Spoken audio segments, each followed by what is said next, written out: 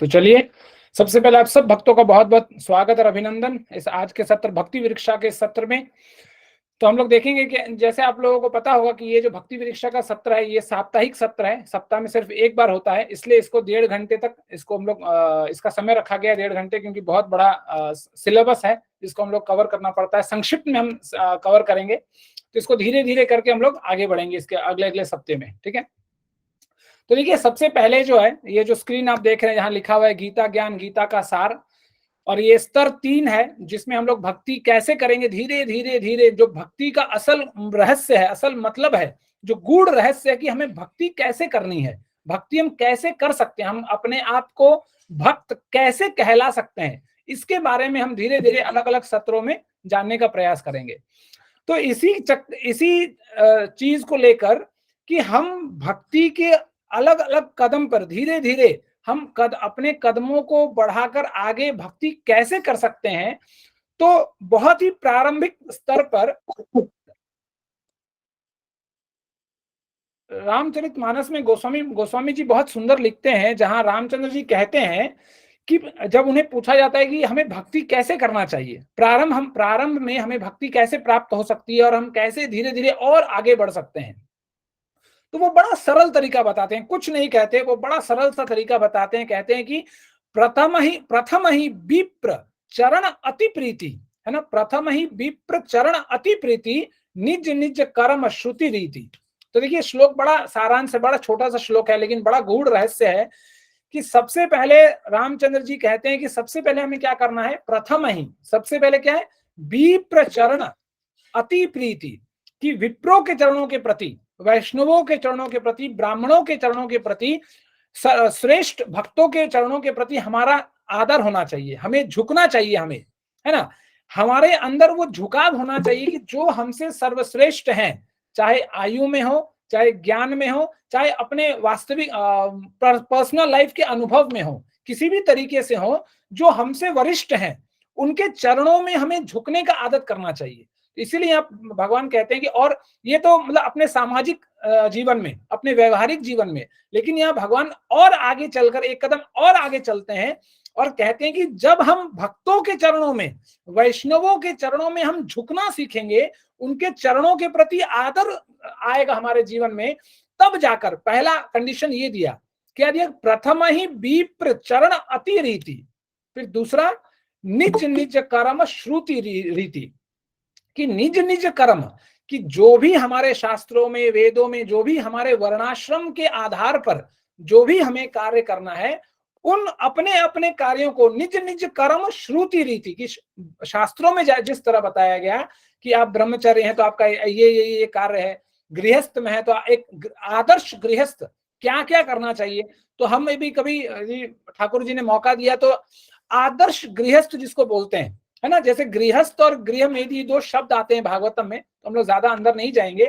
तो जो आदर्श गृहस्थ कैसा होता है, इस पे हम लोग अभी कथा करेंगे, जो प्रहलाद महाराज हमें बताते हैं कि आदर्श गृहस्थ कैसे एक इंसान को गृहस्थ संभालना चाहिए, तो उनके आधार पर वो ये है, उनके टीचिंग्स पे वो है कि कैसे हमें गृहस्थ में रहना चाहिए। तो यहाँ भगवान कहते हैं कि निज निज कर्म श्रुति रीति, की जिस तरह हमारे शास्त्रों में वर्णित है कि ब्रह्मचर्य ऐसा करो, गृहस्थ को ऐसा करना चाहिए, वानप्रस्थ सन्यासी को ऐसा ऐसा कार्य करना चाहिए, तो अपने अपने आश्रमों में रहकर यदि हम उन कार्यों को सही ठीक से करेंगे, तो देखिएगा हम आगे चलकर हम अपने भक्ति को ज्यादा मतलब ज्यादा सरल तरीके से और भक्ति के पथ पर हम लोग आगे जा सकते हैं। तो हमें क्यों झुकना चाहिए, तो शास्त्रों में ये बोला गया कि झुकना वही जानता है जो फलित है, जिसके पास ज्ञान है, क्योंकि उन्हें पता है कि यदि गुरु चरणों के धूल से जब तक हम अपने आप को नहीं सनेंगे, तब तक हमें हमारे अंदर भक्ति कभी नहीं बढ़ेगी। तो शास्त्रों में एक छोटा सा श्लोक हमेशा आता है कि नमंती फलिनो वृक्षा नमंती गुणिनो जना शुष्क काठश्च मूर्खश्च ना नमंती कदाचन, कि झुकता कौन है, नमंती फलिनो वृक्षा, जो फल भरा पड़ा रहता है, जो वृक्ष फल से, वो झुकता है। नमंती गुणिनो जना, गुणी इंसान, जिस इंसान में गुण है वो इंसान झुकता है। तो फिर बोला गया झुकता कौन नहीं है, शुष्क काठश्च मूर्खश्च ना नमंती कदाचन, कि जो शुष्क लकड़ी है, जो देखिएगा मतलब सूखा लकड़ी जो होता है, सूखे लकड़ी को मूर्ख का उदाहरण दिया गया। मूर्ख इंसान के साथ सूखे लकड़ी की तुलना की गई, क्योंकि जैसे शुष्क लकड़ी, जैसे ड्राई वुड है ना, जैसे लकड़ी जब सूख जाती है तो उसका एक ही काम आता है, उसको जलाया जाता है। तो मूर्ख इंसान भी मरने के बाद उसको जलाया जाएगा। इसी तरह मूर्ख और सूखे लकड़ी का सिर्फ एक ही गति होता है कि उसको जलाया जाता है, और ये दोनों इंसान कभी किसी के सामने में झुकना नहीं चाहते। तो इसीलिए हमें मूर्ख की तरह नहीं बनना है, हमें वृक्ष की तरह बनना है, फलित वृक्ष की तरह बनना है, कि जब भी मौका है, जब भी हम अपने किसी वरिष्ठ को देखें, उनके सामने में हम झुकना सीखें, कि जब तक हम झुकेंगे नहीं तब तक हमारे अंदर का जो अहंकार है वो कटेगा नहीं। तो इस तरह श्री रामचंद्र जी बहुत सुंदर सरल भाषा में बताते हैं कि प्रथम ही विप्रचरण यह रीति अति रीति निज निज कर्म श्रुति रीति। ठीक है, चलिए, तो सबसे पहले जगन्नाथ जी के चरणों में प्रार्थना करेंगे। श्री राम सच्चिदानंदो गोविंद परमेश्वर विष्णु जिष्णु महाविष्णु प्रभविष्णु महेश्वर। बोलिए जगन्नाथ बलभद्र सुभद्रा माई की जय। ईमान सुदर्शन चक्र राज की जय। तो चलिए, तो शिला प्रभुपाद के चरण में प्रार्थना करते हैं। ओम अज्ञानतिमिरान्धस्य ज्ञानाञ्जनाशलाकया चक्षुरुन्मिलितं येन तस्मै श्री गुरुवे नमः। नमो ओम विष्णुपादाय कृष्णपृष्ठाय भूतले श्रीमते भक्तिवेदांत स्वामिनीति नामिने। नमस्ते सारस्वते देवे गौरवाणी प्रचारिणे निर्विशेष पाश्चात्य देशे तारिणे। जय श्री कृष्ण चैतन्य प्रभु नित्यानंद श्री अद्वैत भक्त वृंद। हरे कृष्णा कृष्ण कृष्ण हरे हरे राम मूर्ति ऐसी भक्ति वेदांत स्वामी श्रील प्रभुपाद की जय।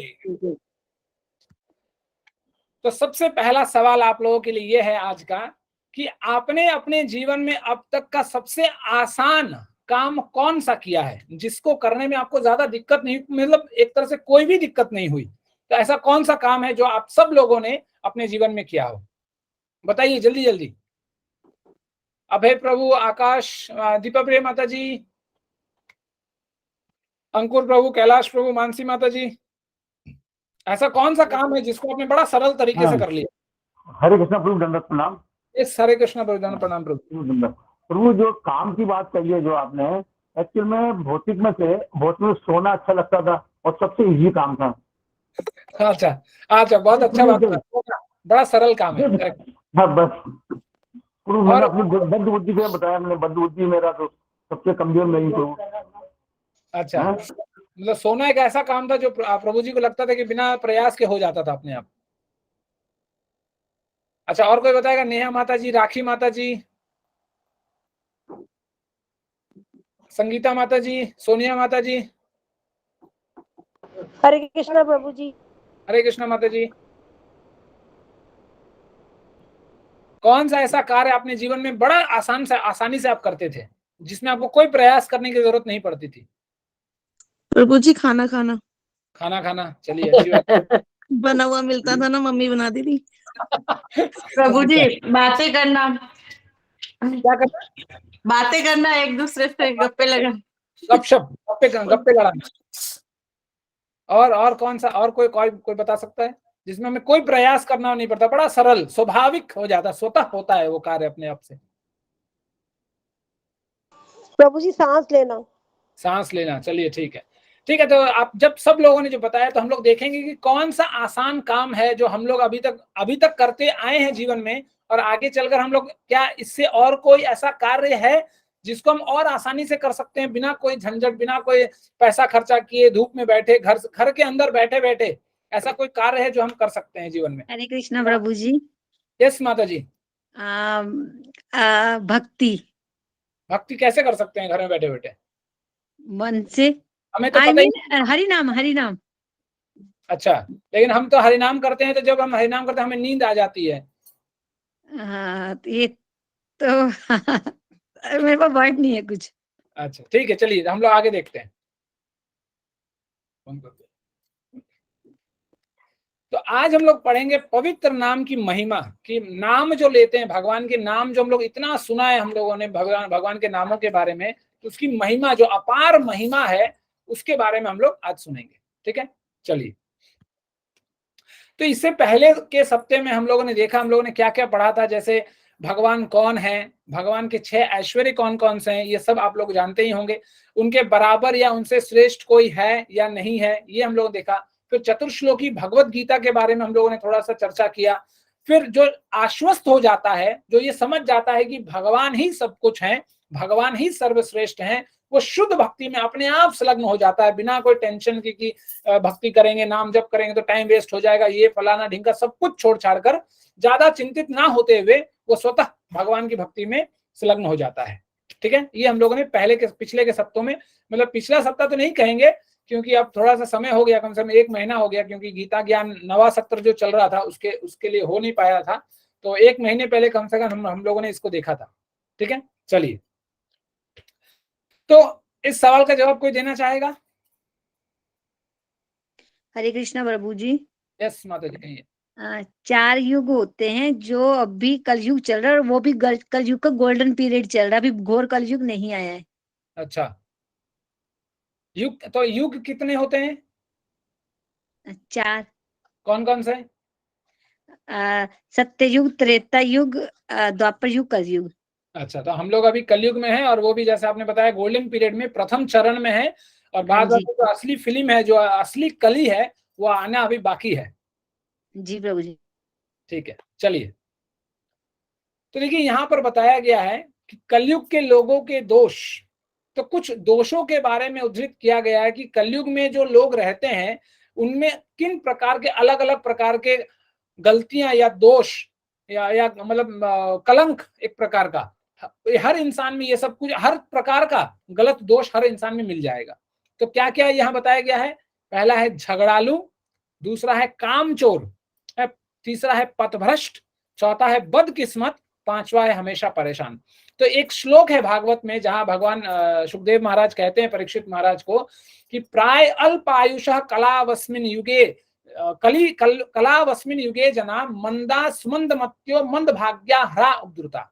तो उसी चीज को हिंदी में यहाँ डाला गया है कि किस प्रकार के लोग होंगे कि बहुत पथभ्रष्ट होंगे, करप्टेड होंगे, आलस्य होंगे, जैसे कामचोर। कामचोरी कौन करता है? जो आलसी होता है। तो मंदा का मतलब है आलसी। मंदा सुमंदमत्यो मंद भाग्या हरा उद्धृता, तो हरा उद्धृता का मतलब है नीचे वाला, हमेशा परेशान।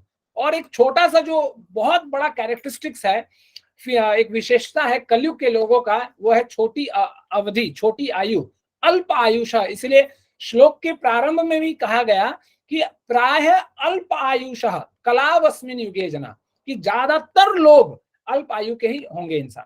तो ये सब जो दोष है कलयुग के लोगों में, हमें मतलब भर भर के होगा, ऐसा नहीं, थोड़ा सा नहीं, पूरा भर भर के, थोक के भाव में होगा।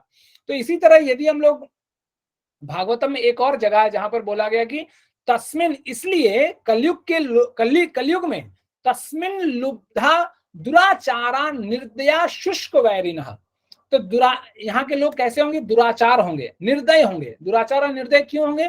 क्योंकि सिर्फ अपने इंद्रियों को तृप्त करने के लिए मांसाहार खाएंगे और मांसाहार करेंगे, और अपनी इंद्रिय तृप्तियों के लिए ना चाहकर भी लोगों पर लोगों के साथ छल करेंगे, लोगों को मारना, लूटना। आजकल जो देखेंगे आप, खास करके एनसीआर वाले लोग, आप लोगों को पता होगा कि 7-8 बज जाता है, फिर निकलने से डर लगता है ना। सुबह शाम पेट्रोलियम के लिए पुलिस घूमता है। इसलिए क्यों? क्योंकि 7-8 बज गया तो पता नहीं, अब बाहर जाएंगे रोड पे तो अंदर आ सकेंगे कि नहीं, पता नहीं, इतना हाल खराब है एनसीआर में। तो इस तरह क्यों? कि दुराचार, मतलब अपने इंद्रियों को सुख देने के लिए लूट मार चलता रहेगा। फिर आगे कहते हैं कि दुर्भागा भूरी तर्ष च शूद्र दासो उत्तरः प्रजा, कि ज्यादा से ज्यादातर लोग खाली पैसे के लिए बस पैसा कमाने के लिए लगे रहेंगे। तो देखिए, जो शब्द है शूद्र, शूद्र शब्द का अर्थ होता है जो अपने जीवन को चलाने के लिए कोई सैलरी वाला काम करता है। जैसे मेरे जैसे लोग, हम क्या करते हैं, कहीं किसी कंपनी में किसी इंसान के लिए काम करते हैं, जिसके एवज में वो मुझे कुछ थोड़ा सा पैसा देता है। तो मेरे जैसे, इसलिए प्रभुपाद बोलते हैं कि 99% लोग कलयुग में शूद्र हैं, क्योंकि वो किसी की अपने जीवन को चलाने के लिए किसी दूसरे के नौकरी करते हैं, नौकर बनते हैं, तब जाकर उसका जीवन चलता है। तो ऐसे लोगों को शूद्र बोला गया। तो इसीलिए भागवत कहती है कि प्राय ज्यादातर लोग इस युग में शूद्र के तरह रहेंगे। ठीक है, तो ये कुछ विशेषताएं हैं कलयुग में रहने वाले लोगों के। ठीक है, चलिए पढ़िए। दीपा प्रिया माता जी पढ़िए।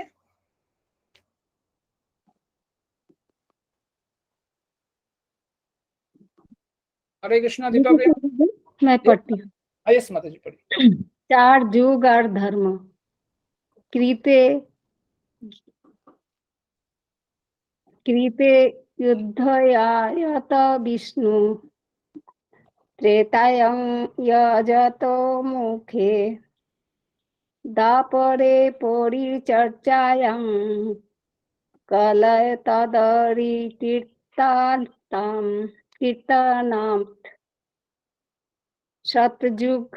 सतयुग में विष्णु का ध्यान करने से, त्रेता युग में यज्ञ करने से और द्वापर युग में भगवान के चरण कमलों की सेवा करने से जो भी फल प्राप्त होता था, वो कली युग में केवल हरे कृष्ण महामंत्र के जप से प्राप्त किया जा सकता है।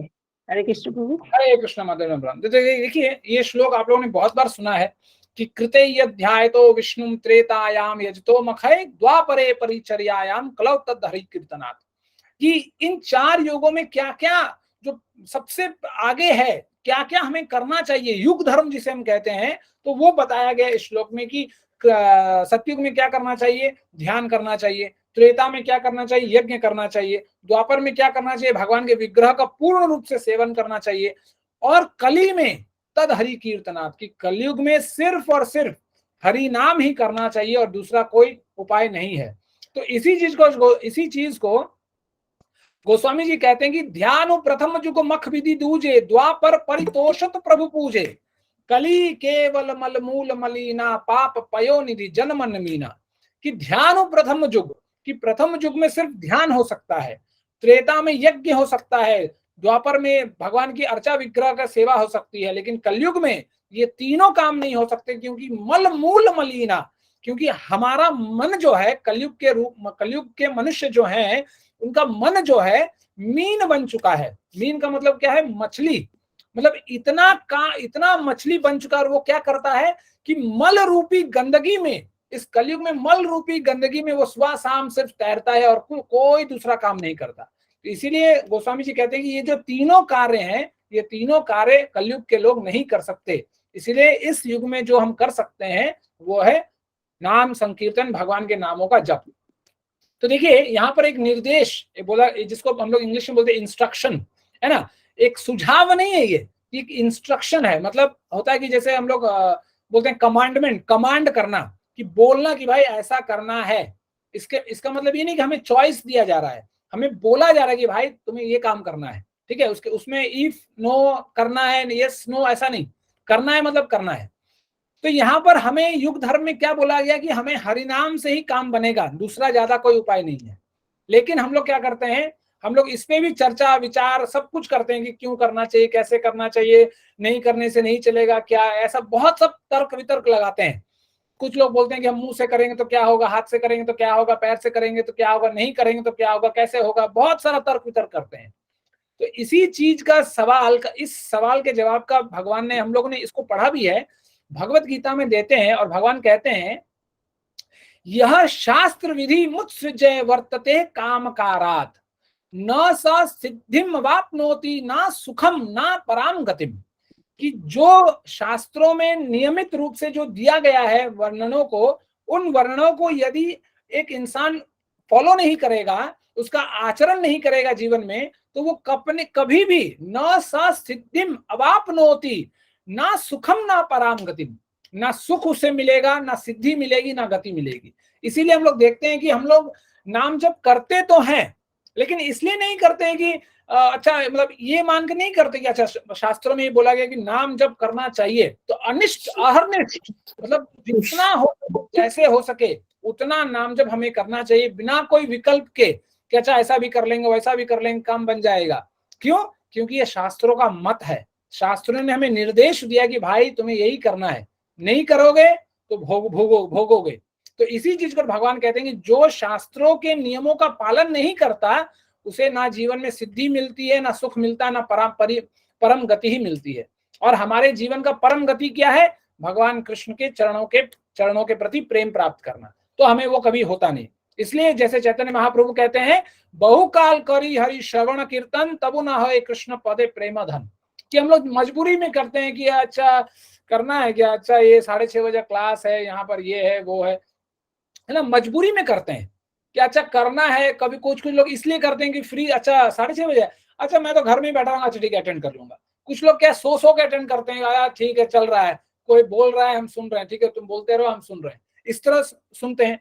तो एक होता है ना जैसे सात्विक एंटरटेनमेंट, मनोरंजन।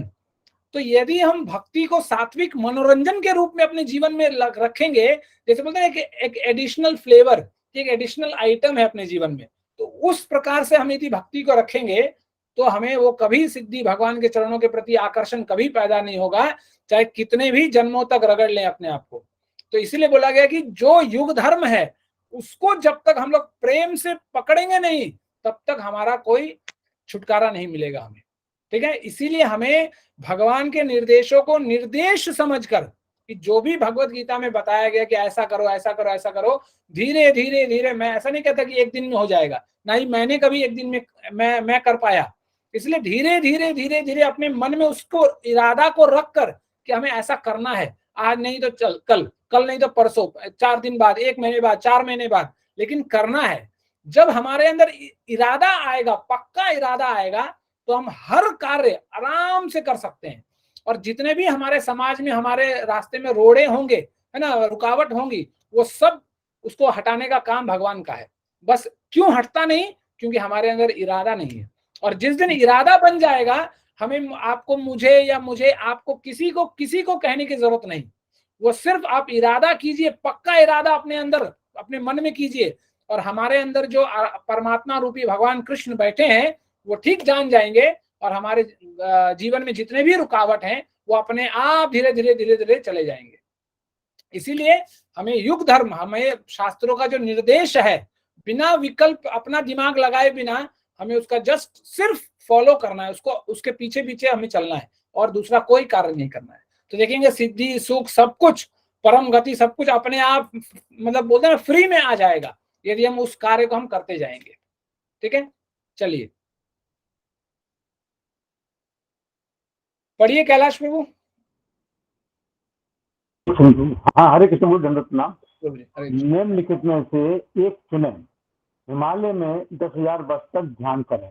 प्रभु जी नंबर 2, पढ़ रहे हैं, अच्छा हाँ, हिमालय में 10,000 वर्ष तक ध्यान करें। नंबर 2, करें 16 साजों सामान और कड़े नियमों के साथ दिन में 6 बार करें देवी देवता की पूजा। नंबर 3, शास्त्रों में वर्णित विस्तृत अग्नि यज्ञों का 1 टन घींचे। नंबर 4, कृष्ण के नाम जपें। हरे कृष्ण प्रभु, दंडवत प्रणाम। तो अब अच्छा ये बताइए कि इन चारों में से सबसे आसान कौन सा कार्य है? प्रभु जी हरि हरे कृष्ण प्रभु जी। कोई कृष्ण में ये बोलता है कि 4 नंबर के अलावा और 3 आसान है, ऐसा कोई है जो बोलता है ये? नहीं प्रभु जी, नहीं प्रभु जी, ऐसा नहीं है। इसीलिए प्रारंभ में ही पूछा गया कि सबसे आसान काम क्या है। तो सबसे आसान काम है घर में बैठे से झोली माला हाथ में लिए, भगवान ने फ्री में हाथ दिया है, फ्री में जीव दिया है, फ्री में, मतलब बिना प्रयास के ऐसे घर में जन्म दिया भगवान ने कि माँ बाप ने पढ़ाया तो हम लोगों ने ह र म सब हमने सीखा। तो ह र म क को इस्तेमाल करते हुए हम हरे कृष्ण कृष्ण कृष्ण हरे हरे, हरे राम राम राम हरे हरे, इन अक्षरों को हमने जाना और सही जगह पर इस्तेमाल किया, ताकि हम घर बैठे भगवान के नामों का अनंत, जो मतलब बोलते हैं कि हरि अनंत, हरि कथा अनंता, जिसमें भगवान की अनंत शक्ति है, उन नामों का घर बैठे आराम से हम लोग जप कर सकेंगे। तो सबसे आसान जो चीज है हमारे जीवन में वो क्या है? वो है भगवान का नाम लेना, जो हम लोग किधर भी जब बैठे, सुबह शाम, ऊपर नीचे, छत पे बैठे या घर पे बैठे, जहां बैठना है बैठिए, लेकिन हम लोग भगवान के नामों को ले सकते हैं, भगवान का नाम जप कर सकते हैं। ठीक है, चलिए पढ़िए। मानसी माता जी ने पढ़ लिया, मीना पंथ माता जी नहीं पढ़िए। पढ़ा प्रभु जी मैंने। अच्छा नहीं पढ़ा, अच्छा पढ़िए। हरे कृष्णा प्रभु जी, सॉरी। युग धर्म की शिक्षा देने के लिए भगवान श्री कृष्ण चैतन्य महाप्रभु के रूप में आए। कृष्ण वर्णम तभी कृष्णम साडगो पाश गासत्र पार्षदम यज्ञ सद की संकीर्तन प्रा ये जंती ही सुमेधस। श्रीमद् भगवत गीता 11वां स्कंद 5वां अध्याय 32वां श्लोक। कली के इस युग में जो बुद्धिमान है वे हरे कृष्ण महामंत्र के महामंत्र का सामूहिक जप करते हैं, भगवान के सर्वोच्च व्यक्तित्व की पूजा करते हैं। जो इस युग में हमेशा श्री कृष्ण की महिमा की पूजा का वर्णन करते हैं, वह अवतार पीले रंग का है और हमेशा उनके पूर्ण विस्तार जैसे श्री नित्यानंद प्रभु और व्यक्तिगत विस्तार जैसे गदाधर, साथ ही उनके भक्तों और सहयोगियों जैसे स्वरूप दामोदर से जुड़ा हुआ है। हरे कृष्ण प्रभु जी। हरे कृष्णा माता जी। तो देखिए यहाँ भगवान चैतन्य महाप्रभु हैं, और ये श्लोक इसलिए यहाँ पर डाला गया क्योंकि बहुत लोग सवाल ये करते हैं कि चैतन्य महाप्रभु जो हैं वो भगवान नहीं है। लेकिन भगवान चैतन्य महाप्रभु के आने से पहले ये भविष्यवाणी श्रीमद् भागवतम में गोस्वामी व्यासदेव जी महाराज के माध्यम से हो चुकी थी कि जो ऐसा एक इंसान आएगा कलयुग में जो ऐसा कार्य करेगा वो स्वयं भगवान कृष्ण ही है। इसीलिए ये श्लोक उद्धृत किया गया यहाँ पर और कहा गया है कि वो किस प्रकार के होंगे, वो कैसे दिखेंगे। तो लिखा हुआ है कृष्ण वर्णम तुषा कृष्णम सांगोपांग सत्र पार्षदम यज्ञ कीर्तन प्रायजंती ही सुमेधसा। कि कलयुग में देखिए सुमेधसा जो शब्द है वो बहुत इंपॉर्टेंट शब्द है, बहुत महत्वपूर्ण शब्द है। सुमेधसा का मतलब होता है जो जिनके पास अच्छा बुद्धि हो, जो बुद्धिमती जो लोग होते हैं वो कौन सा कार्य करेंगे, यज्ञ संकीर्तन प्रायजंती, कि ऐसा यज्ञ करेंगे जिसमें हरिनाम संकीर्तन होता हो, उसको ही बुद्धिमान लोग हमेशा कलिकाल में करेंगे। और जो यज्ञ संकीर्तन करेंगे, यज्ञ रूपी नाम हरिनाम संकीर्तन जो करेंगे उन्हें ही बुद्धिमान कहा जाएगा। तो इसीलिए यहाँ पर लिखा गया है कि कली में इस युग में जो बुद्धिमान है वे हरे कृष्ण महामंत्र का सामूहिक जप करते हैं, भगवान के सर्वोच्च व्यक्तित्व की पूजा करते हैं, जो इस युग में हमेशा कृष्ण की महिमा का वर्णन करते हैं। वो अवतार पीले रंग का है और हमेशा उनके पूर्ण विस्तार जैसे श्री नित्यानंद प्रभु और व्यक्तिगत विस्तार जैसे गदाधर पंडित, साथ ही उनके भक्तों और सहयोगियों के साथ जो पंचतत्व के बारे में यह बताया जा रहा है। तो यहाँ पर भगवान चैतन्य महाप्रभु क्या करते थे, वो हमेशा जगन्नाथ जी की पूजा क्या करते थे और हमेशा भगवान के नामों का संकीर्तन क्या करते थे। तो ऐसा इंसान जो आएगा और ऐसा जो कार्य करेगा वो स्वयं कृष्ण वर्णम विशा कृष्ण, मतलब वो स्वयं भगवान कृष्ण ही है, दूसरा और कोई नहीं। इसलिए भगवान ने अंतोतगत्वा ये आकर खुद पर्सनली, है ना, एक बोलते हैं ना जो पर्सनल अप्रोच, खुद मतलब पर्सनल रूप में आकर उन्होंने हमें दिखाया कि हमें भक्ति कैसे करना है, क्योंकि उन्हें पता था कि तुम लोगों से ये भी ना हो पाएगा कि भक्ति कैसे करना है, ये भी नहीं जान पाओगे। इसलिए अच्छा ठीक है मुझे ही आने दो और मैं ही तुम्हें करके बताता हूँ। तो भगवान स्वयं आए और उन्होंने करके दिखाया कि भाई भजन हमें भक्ति कैसे करना है। मैं आपको छोटा सा बात बताऊं आपको, आप लोग यदि चैतन्य चरितामृत यदि सुनते या पढ़ते होंगे तो उसमें लिखा गया है कि जब श्रीवास आंगन में चैतन्य महाप्रभु रात में, ठीक है दिन में नहीं, रात में जब हरिनाम संकीर्तन करते थे तो उनका एक पार्षद था जिनका नाम था बक्केश्वर पंडित। तो बक्केश्वर पंडित बहुत बड़ा मृदंग मतलब मृदंग प्लेयर था, बहुत अच्छा मृदंग प्लेयर था। और वो इतना अच्छा मृदंग प्लेयर था, इतना अच्छे से वो मृदंग बजाते थे वो, कि जिस ग्रुप में वो मृदंग बजाते थे उसी ग्रुप में चैतन्य महाप्रभु नृत्य करते थे। और नृत्य भी कैसे करते थे, तो जैसे ऐसा नहीं कि मान लीजिए हम लोगों ने कीर्तन किया हरे कृष्णा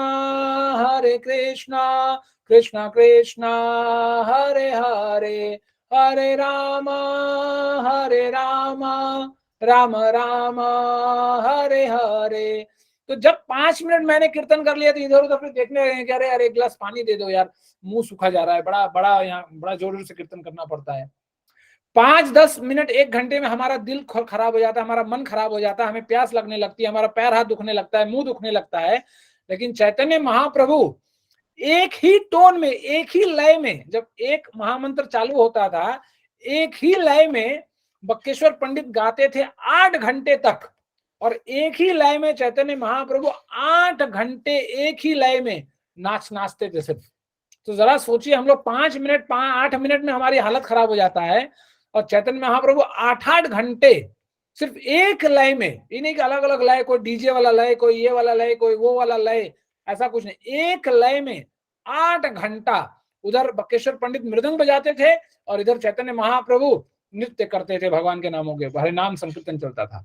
तो उस प्रकार का मतलब जब भगवान ने हमें करके दिखाया कि हमें करना कैसे है, ऐसा नहीं कि 2-4 बार नाम जपा, 16 माला में 2 घंटे में 200 बार सो गए और फिर हमने रजिस्टर करवाया कि अरे भाई हम तो 16 माला जप करते हैं। ऐसे जप करने से नहीं होगी, 16 माला करने में 1600 बार मुंह खुलता है इधर उधर की बातों में। ऐसे जप नहीं होना चाहिए, जप होना चाहिए अहरनिष्ठ, एकदम एकांत भाव से। जैसे जब हम लोग किसी को अपना खास लोगों को अपना पर्सनल टाइम देते हैं कि हम लोग सब कुछ बंद करते हैं, अब कोई काम नहीं, सिर्फ इस इंसान से बात करनी है। तो जब हम जप करते हैं, जब भगवान का नाम लेते हैं, तो भी उस समय हमें ऐसा व्यवहार करना चाहिए, लगना चाहिए कि हम भगवान का नाम नहीं ले रहे हैं, हम भगवान का नाम लेने के माध्यम से हम भगवान को बुला रहे हैं, तब जाकर काम बनेगा और वो हमारी जो भगवान का नाम है वो भगवान तक जल्दी पहुंचेगा। नहीं तो फिर आए गए, कभी मॉर्निंग वॉक में जा रहे हैं, कभी नाइट वॉक में जा रहे हैं, कभी खाना खाते खाते, कभी टीवी देखते देखते, और खास करके जैसे हिज होलिनेस लोकनाथ गोस्वामी महाराज बोलते हैं कि जैसे हम लोग आप लोग जो सुबह मॉर्निंग प्रोग्राम अटेंड करते होंगे, हम लोग 10 नाम अपराध पढ़ते हैं। तो लोकनाथ गोस्वामी महाराज कहते हैं कि 11वां नाम अपराध क्या है कि एक हाथ में माला झोली लेना और दूसरे हाथ में मोबाइल पकड़ना, यह है 11वां नाम अपराध। और देखिए ज्यादातर लोग हम लोग यही करते हैं, जैसे ही हाथ में माला आता है वैसे ही दूसरे हाथ में लेफ्ट हैंड में मोबाइल आ जाता है कि देखे थोड़ा अपना स्टेटस क्या है, मानसी माता जी ने क्या स्टेटस रखा है, अंकुर प्रभु जी ने क्या स्टेटस रखा है, डीपी क्या चेंज कर रखा है अंकुर प्रभु ने। ऐसा लगता है कि अभी नाम जप के समय यदि मैं किसी का डीपी ना देखूं तो प्रलय आ जाएगा, फिर हमें उनका डीपी देखने का मौका ही नहीं मिलेगा। तो जैसे ही राइट हैंड में माला आता है, लेफ्ट हैंड में मोबाइल भी आ जाता है।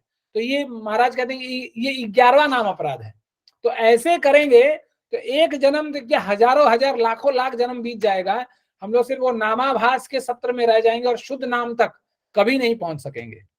ठीक है, तो इसलिए भगवान के नामों का जप करना पूर्ण तरीके से बहुत जरूरी है। ये नहीं कि आए गए भगवान ने डिस्काउंट दिया कि खाइते छूते जथा तथा, तो उसको हम लोग ग्रांटेड ले लें और जैसे करना वैसे करते रहें।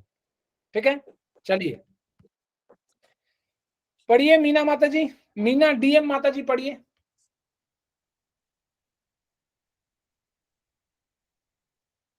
मीना पंत माता जी पढ़िए।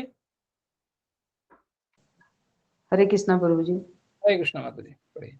सुवर्ण वर्णो हेमांगो वरांगश्चंद नांदगंधि गदी विरहा विषमः विनयो धृता शिरश्चलः। भगवान गौर सुंदर के अवतार में एक सुनहरे रंग के हैं। वास्तव में उनका पूरा शरीर जो बहुत अच्छी तरह से गठित है, पिघले हुए सोने के समान है। उनके पूरे शरीर पर चंदन का गुदा लिपटा हुआ है और आध्यात्मिक जीवन संन्यास का चौथा क्रम लेंगे और बहुत आत्मनियंत्रण होंगे।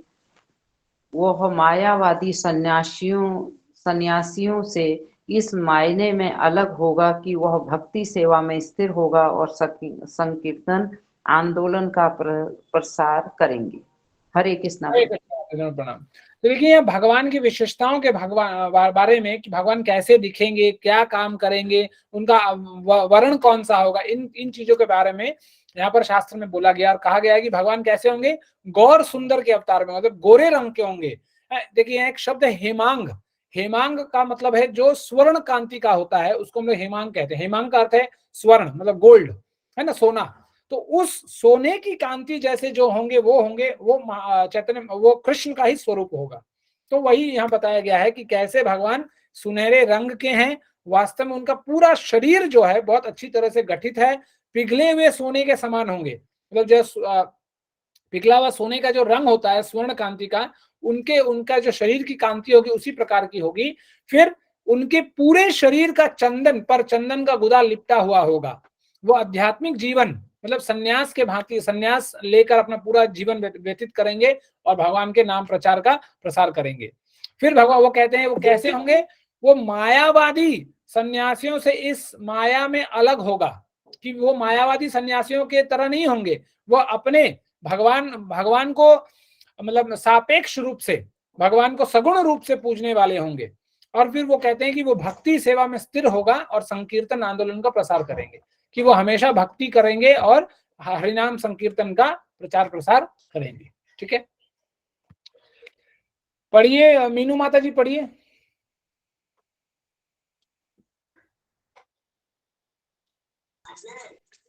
हरे कृष्ण प्रभु जी, प्रणाम। हरे कृष्णा मीनू माता जी, प्रणाम। जप हरे हृदय को शुद्ध करता है, हमारे हृदय को शुद्ध करता है। चेतो दर्पण मार्जनम भव महादावगिनी निर्वापणम श्रेय कैव चंदिका वितरणम विद्यावधु जीवनम आनंदम बुद्धिवर्धनम प्रतिपदम पूर्णम प्रता स्वादनम सर्वतम संपन्नम परम विजयते श्री कृष्ण संकीर्तनम श्रेष्ठांक 1। श्री कृष्ण संकीर्तन की परम विजय हो, जो हृदय में वर्षों से संचित मल का मर्जन करने वाला तथा बारंबार जन्म मृत्यु रूपी दावानल को शांत करने वाला है। यह संकीर्तन यज्ञ मानवता के लिए परम कल्याणकारी है, क्योंकि चंद्र किरणों की तरह शीतलता प्रदान करता है। समस्त अप्राकृत विद्या रूपी वधु का यही जीवन है। यह आनंद के सागर की वृद्धि करने वाला है और नित्य अमृत का आस्वादन करने वाला है। हरे कृष्ण प्रभु जी। हरे कृष्णा मीनू माता जी, प्रणाम। तो देखिए यहाँ बताते हैं कि हमारा हृदय कैसे शुद्ध हो सकता है ना, सीक्रेट ऑफ प्यूरिफिकेशन, कि हम अपने आप को शुद्ध कैसे कर सकते हैं। तो यहाँ ये श्लोक तो हम लोग रोज दोहराते हैं, हर रोज सुबह मॉर्निंग क्लास में दोहराया जाता है। शिक्षाष्टकम में जब तुलसी आरती के बाद शिक्षाष्टकम और 10 नाम अपराध दोनों दोहराए जाते हैं।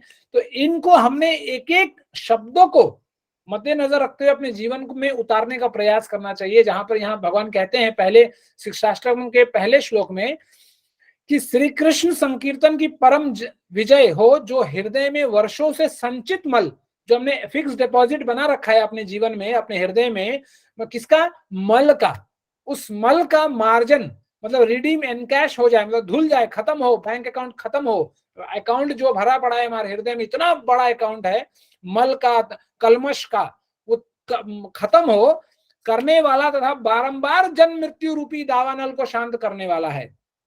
मतलब भगवान का नाम कैसा है कि एक बार भगवान का नाम को हम पकड़ लें तो इसमें कोई संशय नहीं कि वो हमें ये जो भव रोग है, जन्म मृत्यु का जो भव रोग है, उस रोग से हमें मुक्ति दिला दे। फिर भगवान कहते हैं यही संकीर्तन यज्ञ मानवता के लिए परम कल्याणकारी है, क्योंकि चंद्र किरणों की तरह शीतलता प्रदान करता है। मतलब जब हम भगवान के नामों को पकड़ते हैं, भगवान के नामों को जप करते हैं, तो धीरे धीरे धीरे धीरे नष्ट प्रायेषु भद्रेषु नित्यम भागवतम सेव्या, जब हम भगवान के नामों का सेवन करते हैं रोज, तो धीरे धीरे धीरे क्या होता है, ये हमें शांति प्रदान करता है। हमें हमारा मन में एक अजीब दैविक प्रकार की शांति हमें एहसास होता है, जिसके लिए हम लोग और जिन लोगों को एहसास होता है, आप देखेंगे वो लोग और जप करते हैं, धीरे धीरे धीरे और बढ़ाते हैं। कभी 5 करते थे, फिर 10, फिर 15, फिर 20, फिर 25, फिर 30। वो क्यों बढ़ाते हैं अपने राउंड्स? क्योंकि उन्हें अजीब सी शुद्धि, एक अजीब सा मतलब बोलते हैं ना, एक सांत्वना, एक शांति उनको मिलती है, इसलिए वो बढ़ाते हैं। और बिना भगवान के नामों को लिए, इसलिए हम बोला गया कि जब हम नाम लेते हैं, वही नाम हमारे वर्षों से संचित मल का मार्जन करती है, मतलब धुलाई होता है हमारा। इसलिए गोस्वामी जी कहते हैं, और वो कहते हैं कि निज अनुभव अब कहाँ हूँ खगेशा, बिनु हरि भजन न जाहि कलेशा। बिनु हरि भजन न जाहि कलेशा, कि जब तक हम भगवान के नामों का भजन नहीं करेंगे, नामों का जप नहीं करेंगे, तब तक जो हमारे जो हृदय में मतलब फिक्स डिपॉजिट वाला कलेश है, जो कलमश है, वो कभी नहीं जाएगा। तब और जब तक वो नहीं जाएगा तब तक हमारा हृदय शुद्ध नहीं होगा, और जब तक हमारा हृदय शुद्ध नहीं होगा तब तक भगवान आकर यहाँ विराजमान नहीं होंगे, और हमें ऐसी बुद्धि नहीं दे पाएंगे जिस बुद्धि को हम लेकर हम भगवत धाम जाने के लिए योग्य बन सके। इसीलिए भगवान के नामों का जप करना, भगवान के नामों का आश्रय लेना इतना महत्वपूर्ण है, क्योंकि ये एक सरल तरीका भी है, और दूसरा जो सबसे बड़ा कारण है वो है शास्त्रों का निर्देश। शास्त्रों में जो इंस्ट्रक्शंस दिए गए हैं कि बॉस तुम्हें इस कलयुग में यही काम करना है, दूसरा कहीं दौड़ भाग ज्यादा करना नहीं है। क्यों दौड़ भाग करोगे, बहुत सारे टर्म्स एंड कंडीशन से तुम फेल हो जाओगे, कहीं घी लाना पड़ेगा, कहीं ध्यान लगाना पड़ेगा, कभी कोई ये करना पड़ेगा, कभी वो करना पड़ेगा, जो आप नहीं कर सकते। तो इसलिए भगवान के नामों का जप कीजिए, जप से ही बनेगा काम, और जब हम करेंगे तो हमारे हृदय हमारा शुद्ध होगा। फिर महाप्रभु कहते हैं समस्त अप्राकृतिक विद्या रूपी वधु का यही जीवन है। हाँ, यह आनंद के सागर की वृद्धि कराने वाला है।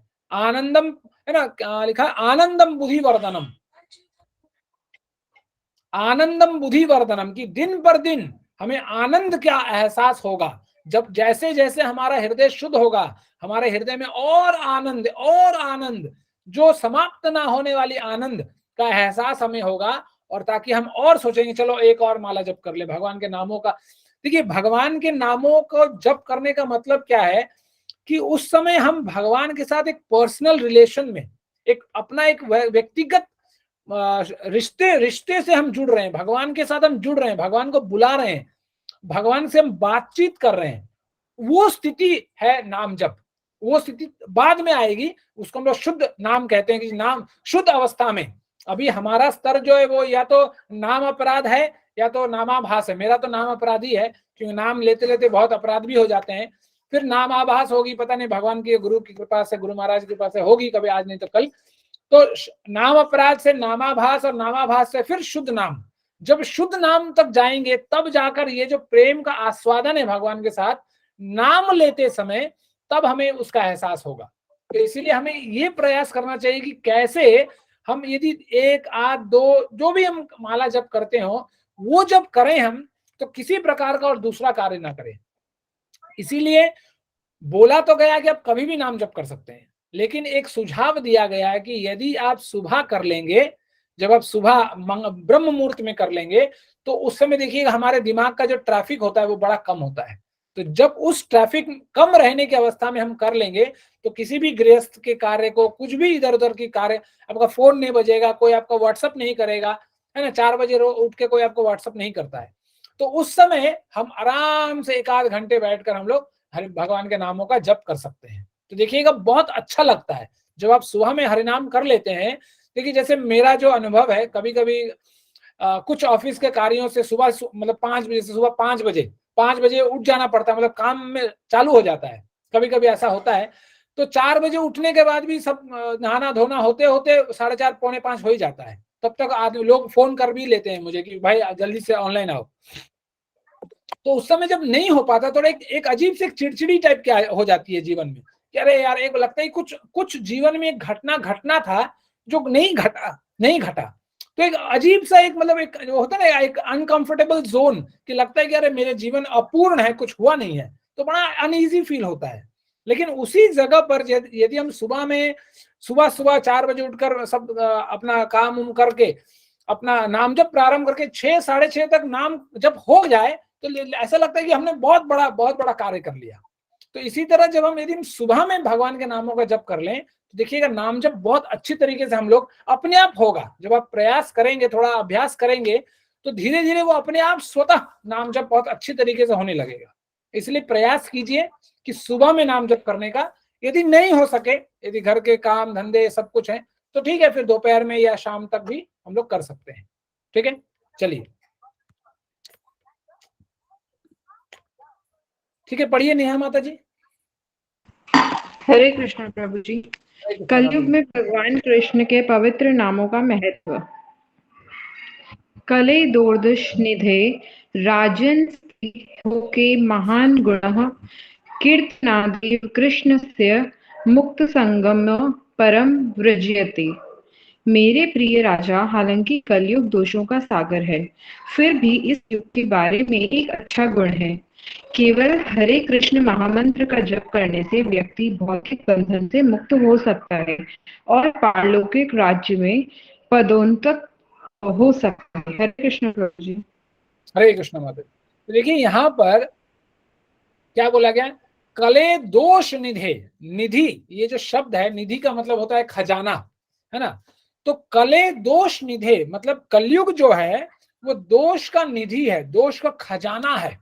मतलब इसमें सिर्फ जहां आंख खोले, जहां हाथ डाले, वहां दोष ही दोष मिलेगा, दूसरा और कोई मिलने का कोई उपाय नहीं है। लेकिन फिर सुखदेव गोस्वामी परीक्षित महाराज जो कहते हैं कि राजन अस्ति ह्रोको महान गुणः, कि ह्रो एक महान गुण भी है। क्या महान गुण है?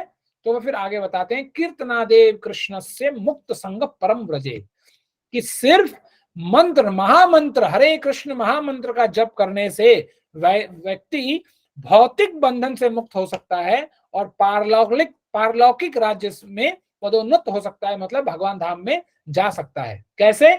सिर्फ भगवान के नाम के भरोसे, कि यदि हम भगवान के नाम को लेना प्रारंभ करें, जैसे भागवत कहती है, यद उत्तम श्लोक गुणानुवर्णनम समस्त संसार परिश्रमापहम, कि यदि हम भगवान के नाम ऐसे हैं कि यदि हम उनका गुणगान हमेशा करते रहें तो हमारे समस्त संसार में, हमारे जीवन में, हमारे समाज में जितने भी कल्मश हैं, समस्त संसार परिश्रमापहम, एक बार में ही सारे परिश्रम, सारे कल्मश हमारे जीवन से निकल जाएंगे। लेकिन बस जरूरत है तो हमें संकल्प पूर्वक ये करना कि हमें भगवान का नाम जप करना है, भगवान के नाम पर विश्वास हमें चाहिए कि ये नाम का प्रभाव,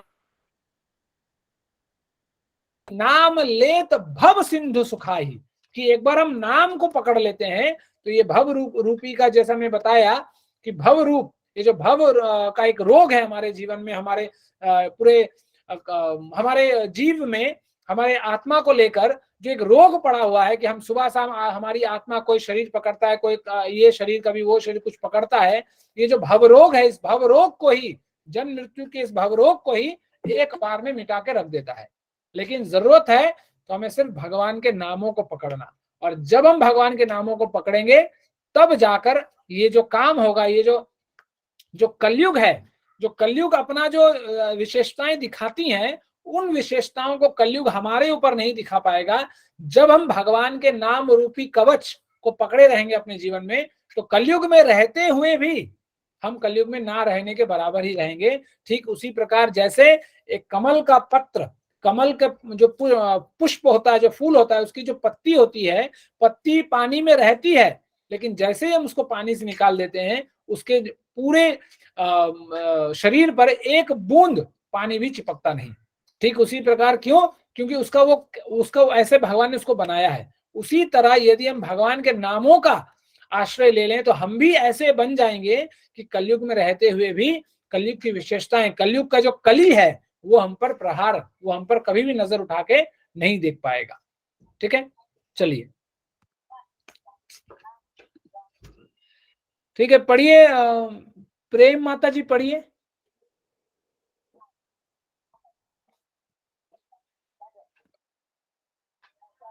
राखी माता जी पढ़िए। हरे कृष्ण प्रभु जी। हरे कृष्ण।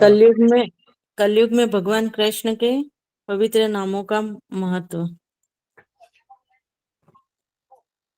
हरे नामेव केवलम कलो नामस्तेव गतिरन्यथा। कलयुग में केवल हरिनाम और हरिनाम से ही उद्धार हो सकता है। हरिनाम के अलावा कलयुग में उद्धार का अन्य कोई भी उपाय नहीं है। हरे कृष्ण प्रभु। देखिए यहाँ पर ये श्लोक आप लोगों ने बहुत बार पढ़ा है, हम लोगों ने बहुत बार चर्चा की है, ये बहुत फेमस श्लोक है और आप लोगों को, बहुत लोगों को याद भी होगा। तो यहाँ चैतन्य महाप्रभु बार बार ये एम्फसाइज करते हैं कि बिना हरि नाम के दूसरा कोई उपाय नहीं है, कोई उपाय नहीं है, कोई उपाय नहीं है। इसलिए यहाँ लास्ट अंत में 3 बार कहा गया है नहीं है, नहीं है, नहीं है ना। नास्तेव नास्तेव नास्तेव गतिर अन्यथा, कि इस कलयुग में हरि नाम के अलावा दूसरा कोई गति नहीं है। जैसे अन्य शास्त्रों में कहा गया कि कृष्ण नाम भज नाम जप नाम कर सार, कली काले नाम बिना गति नहीं यार, कि कलयुग में कृष्ण के नाम को छोड़कर हमारा दूसरा गति नहीं हो सकता, नहीं हो सकता और नहीं हो सकता। यदि हमें एक अच्छा गति हमें प्राप्त करना है जीवन में, तो भगवान के पवित्र नामों को पकड़ना होगा। जैसे आप यदि ये शिक्षाष्टकम में भी कहा गया है, और यदि आप पद्म पुराण में भी देखें तो उसमें भी बोला गया कि आत्मनो अभ्यधिकाम शक्तिम स्थाप्यम सुव्रतः, कि भगवान ने अपनी जो शक्ति है, पूर्ण शक्ति भगवान ने अपने नामों में डाल दी है, कि कलयुग के लोगों का इतना तो अच्छा सौभाग्य नहीं होगा कि वो भगवान का दर्शन कर पाएंगे, क्योंकि इतने कलिक होंगे लोग तो भगवान का दर्शन कर नहीं पाएंगे। लेकिन इसलिए भगवान ने इतना सरल तरीका बताया कि अपना जो पूर्ण रूप से अपना शक्ति है भगवान ने अपने नामों में डाल दिया। इसलिए बोला जाता है कि नाम नामिने अभिन्नः, कि नाम और नामी में, भगवान और भगवान के नाम में कोई अंतर नहीं है। तो भगवान के नाम को जब हम एक बार अच्छी तरीके से पकड़ लें तो हमें ये समझ जाना चाहिए कि भगवान भी हमारे पकड़ में आ चुके हैं। लेकिन उससे पहले हमें भगवान को पकड़ना भगवान के नामों को पकड़ना पड़ेगा। तो इसीलिए चैतन्य शिक्षाष्टकम में भगवान कहते हैं कि भगवान ने अपने पूर्ण शक्ति को भगवान के अपने नामों में भगवान ने डाल दिया है, और एक बार हम उसका रसास्वादन करने लगे तो दूसरा और कोई ऐसा कोई तरीका नहीं है जो हमें जीवन में अपनाना चाहिए जिससे और हम कुछ कर सकेंगे। तो एक बार हम हरे नाम हरे नाम हरे नाम केवलम, कि केवल हरि नाम से काम बनेगा। जैसे एक माता जी हैं, मतलब मेरे उड़ीसा के हैं, तो एक बार उनसे ऐसे ही बातचीत हो रही थी, तो मैंने बोला कि ठीक है आपको जब भी समय मिलता है तो आप जप कीजिए। तो उन्होंने बोला कि नहीं, मेरे गुरुजी ने कहा कि बस 2-3 जप करो, जब समय मिले तो करो, नहीं मिले तो ठीक है। तो मैंने बोला अच्छा ठीक है, उनसे काम कीजिए, एक बार उनको फोन कीजिए, उनको बोलिए कि कोई बेवकूफ है जो ये बोलता है कि हमको ज्यादा से ज्यादा जप करना चाहिए। ऐसा नहीं होना चाहिए कि जब समय मिले। यदि यही कंडीशन होगी कि जब समय मिले, तो हमें जीवन में कभी समय नहीं मिलेगा, 24 घंटा भी कम पड़ जाएगा। हमें हर चीज के लिए, खाने के लिए हम समय निकालते हैं, सोने के लिए समय निकालते हैं, अपने पति पत्नी बच्चों के लिए समय निकालते हैं, तो हरि नाम के लिए हम समय क्यों नहीं निकाल सकते। लेकिन वो माता जी क्या करती है, कभी अपने, चलिए मान ले कि मैं गलत हूं, लेकिन जैसे मान लीजिए मुझे कोई ये सवाल कोई करता है कि अरे अच्छा तुम्हें तो ऐसा ऐसा करना चाहिए, हो सकता है कि मेरे अंदर संशय हो, तो मैं क्या करूंगा कि नहीं, जो मेरे ऊपर है, जो वरिष्ठ वैष्णव है, उनसे मैं पूछूंगा कि भाई नहीं ऐसा मैंने सुना था, किसी से मैंने सुना कि ऐसा करना चाहिए, तो मैं सुनूंगा, उनसे मैं पूछूंगा कि भाई ऐसा करना चाहिए क्या। यदि वो बोलेंगे हाँ करना चाहिए तो मैं करूंगा, नहीं करना चाहिए तो नहीं करूंगा। लेकिन वो माता जी क्या है, वो कभी अपने गुरु जी से नहीं पूछेगी, पूछती है कभी कि देखिए ऐसा ऐसा बात हुआ है। मैंने उनको बोला कि एक बार उनको कि आप एक काम कीजिए, आप अपने गुरु महाराज से पूछिए, आपके जो भी गुरु हैं आप उनसे पूछिए कि नाम जप के लिए समय निकालना चाहिए कि नहीं, नाम जप को एक अलग प्रायोरिटी में अपने जीवन में एक टू डू लिस्ट में रखना चाहिए या नहीं, कि ऐसा करना चाहिए कि जब समय मिलेगा तब करेंगे, नहीं तो नहीं करेंगे। ये तो आलसीपना है। जैसे गोस्वामी जी कहते हैं ना, दैव दैव आलसी पुकारा, कि जो आलसी होता है वो क्या करता है, वो हमेशा भगवान करेंगे। जैसे कुछ लोगों का जब मन नहीं होता है, वो लोग क्या करते हैं, अच्छा ठीक है भगवान हमें बुलाते ही नहीं, कभी भगवान बुलाएंगे तो जाएंगे मंदिर में, खुद जाते नहीं और नाम देते हैं भगवान का, भगवान नहीं बुलाते। इसलिए एक हमारे रिश्तेदार में एक है जो लोग मांस भक्षण करते हैं, तो एक दिन वो उन्होंने ही मुझे बोला कि भगवान बुलाएंगे जब चले जाएंगे। तो मैंने कहा कि जो जिस दुकान से आप जाते हैं, जिस दुकान से लाते हैं ये सब सामान, वो दुकान का मालिक क्या आपको बुलाता है क्या सुबह सुबह 5 बजे उठकर, करे भाई आओ जल्दी आओ, नहीं तो मेरा दुकान बेकार हो जा रहा है, मेरा दुकान बिक जाएगा, जल्दी आओ लेकर जाओ, खरीद कर जाओ। बुलाता है क्या? आप तो खुद दौड़ दौड़ जाते हैं, मतलब लालच में, जीभ के लालच में आप खुद दौड़ दौड़ जाते हैं। तो वो फिर मोहतरमा हंसने लगी कि अरे ऐसा ऐसा ऐसा ऐसा ऐसा ऐसा, है ना। तो लोग क्या है, लोग खुद आलसी हैं, हम लोग खुद आलसी हैं, और अंत में भगवान का नाम डाल देते हैं, अरे ठीक है भगवान करवाएंगे तो कर लेंगे। ऐसा लगता है कि भगवान हमारे हाथों को भगवान ने बांध रखा है, करना हम नहीं चाहते लेकिन अंत में नाम देते हैं भगवान का।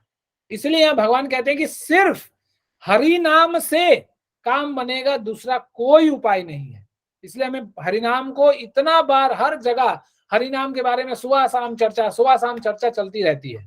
इसलिए हमें ये जानना चाहिए कि जैसे प्रभुपाद बहुत अच्छे शब्दों में कहते हैं कि यू कैनॉट चीट कृष्णा, कि हम कृष्ण को बेवकूफ नहीं बना सकते कि नाम समय है नहीं है, आप मुझे बोल दीजिएगा, किसी और को बोल दीजिएगा, किसी को बोल दीजिएगा, हम चुप हो जाएंगे। लेकिन क्या आप अपने आप को भगवान कृष्ण को झूठा दिलासा दे सकते हैं कि प्रजल्पा करने के लिए हमारे पास इतना समय है लेकिन नाम जप करने के लिए समय नहीं? किसके घर में बारिश गिरा, किसके घर में धूप हुआ, किसका कुआं खुदवाया ये नहीं, किसी का बादल, किसी के यहाँ कुछ हो रहा है या नहीं, इन चीजों के बारे में हमें बात करने के लिए, प्रजल्पा करने के लिए समय रहता है जीवन में। लेकिन जब यदि हम बोलेंगे नहीं भाई चलो बैठ के नाम जप करते हैं, तो अरे रुको भाई अभी ही करना है क्या, कुछ देर बाद करते हैं। और वो जो बाद है वो बाद कभी आता नहीं है। फिर बाद आने से पहले यमराज आ जाता है कि बोलो चलो भाई तुम्हारा टिकट कट चुका है, चलो शमशान चलो, और शमशान घसीटते हुए ले जाता है। फिर नाम जप क्या, फिर क्या, कुछ नहीं। इसलिए हमें बिना विकल्प रहित हमें संकल्प लेना पड़ेगा कि हमें नाम जप करना पड़ेगा। चाहे शुरुआत आप कैसे भी करें, चाहे 1 से करें, 2 माला, 3 माला, 4 माला, कोई भी माला से करें, लेकिन संकल्प युक्त समय निकालना होगा कि हम करेंगे। ये चीज अपने आप को बोलना होगा, तब जाकर काम बनेगा। नहीं तो फिर ये सरल तरीका भी, मतलब यही बोलते हैं कि ये जी जैसे मानसी माता जी ने अभी कहा कि कलयुग का गोल्डन पीरियड चल रहा है और इस समय को भी हमने अपने हाथ से गवा दिया तो इतना भयानक समय आएगा कि यदि हम लोग अपने आप को बहुत बड़ा 30 मारखान समझते हैं और हम सोचते हैं कि चलो इस बार नहीं हुआ तो क्या हुआ, अगला जन्म मिलेगा तो अगला जन्म में तुम बचपन से हिला देंगे, है ना। यदि हम ये सोचते हैं तो अगला जन्म जब तक मनुष्य जन्म हमें मिलेगा, कलयुग का गोल्डन क्या, ब्रोंज क्या, आयरन पीरियड भी कब खत्म हो जाएगा और सिर्फ दलदल, सिर्फ कीचड़ का समय रह जाएगा। और इतने पाप होंगे कि लोग घर में घुस कर एक दूसरे का हनन करेंगे, एक दूसरे को मारना पीटना करेंगे। तो उस समय ना इस्कॉन रहेगा, ना हरिनाम रहेगा, ना कुछ रहेगा। उस समय सिर्फ कल्कि भगवान आएंगे और अपना तलवार चलाएंगे और कुछ नहीं करेंगे। तो ये हमारे पास बहुत बड़ा सुनहरा अवसर है कि सिर्फ भगवान के नामों को अपना मन भगवान के नामों के प्रति आश्रय में रखकर हम भगवत धाम जा सकते हैं। भगवान खुद कहते हैं कि भगवान जो मेरे नामों को पकड़ लेता है वो हरिनाम तक पहुंच जाता है, जो वो भगवत धाम पहुंच जाता है। तो जो भगवान ने इतना बड़ा डिस्काउंट दे दिया है, उसके बाद भी यदि हम आलसीपना दिखाते रहें कि खोजते रहें कि बहाने देंगे, बहाना सुबह से हम बहाना देंगे, तो फिर हमें कोई नहीं बचा सकता, भगवान भी नहीं बचा सकते। इसलिए हमें ये जानना चाहिए कि हमें सिर्फ, जैसे यहाँ चैतन्य महाप्रभु कहते हैं कि कलौ नास्तेव नास्तेव नास्तेव, कोई तरीका नहीं है, कोई तरीका नहीं है, कोई तरीका नहीं है। किस चीज के लिए? गति के लिए, हमारी गति के लिए दूसरा और कोई उपाय नहीं है हरिनाम को छोड़कर। इसलिए हरिनाम हमें करना चाहिए। आज नहीं कर रहे हैं तो अभी से करना प्रारंभ करें, ताकि देर आए कम से कम दुरुस्त आए तो सही, है ना। इसलिए ज्यादा देर नहीं करना है हमें। पता नहीं कब हम ठप हो जाएं और कब ऊपर चले जाएं, कब यमराज जी का दर्शन हो जाए। यमराज जी का दर्शन होने से पहले अपने जीवन में भगवान के नामों का दर्शन कीजिए। दर्शन करने से भगवान का भी दर्शन होगा, इसमें कोई संशय नहीं। इसलिए हमें नाम जप को पकड़ना है और भगवान के नामों का ही सुबह शाम जब समय मिले, आओ देखो ना ताओ, जैसे हो, जब जितना हो, भगवान के नामों का जप करने का प्रयास हमें करते रहना चाहिए। ठीक है, चलिए पढ़िए माता जी, रानो माता जी पढ़िए।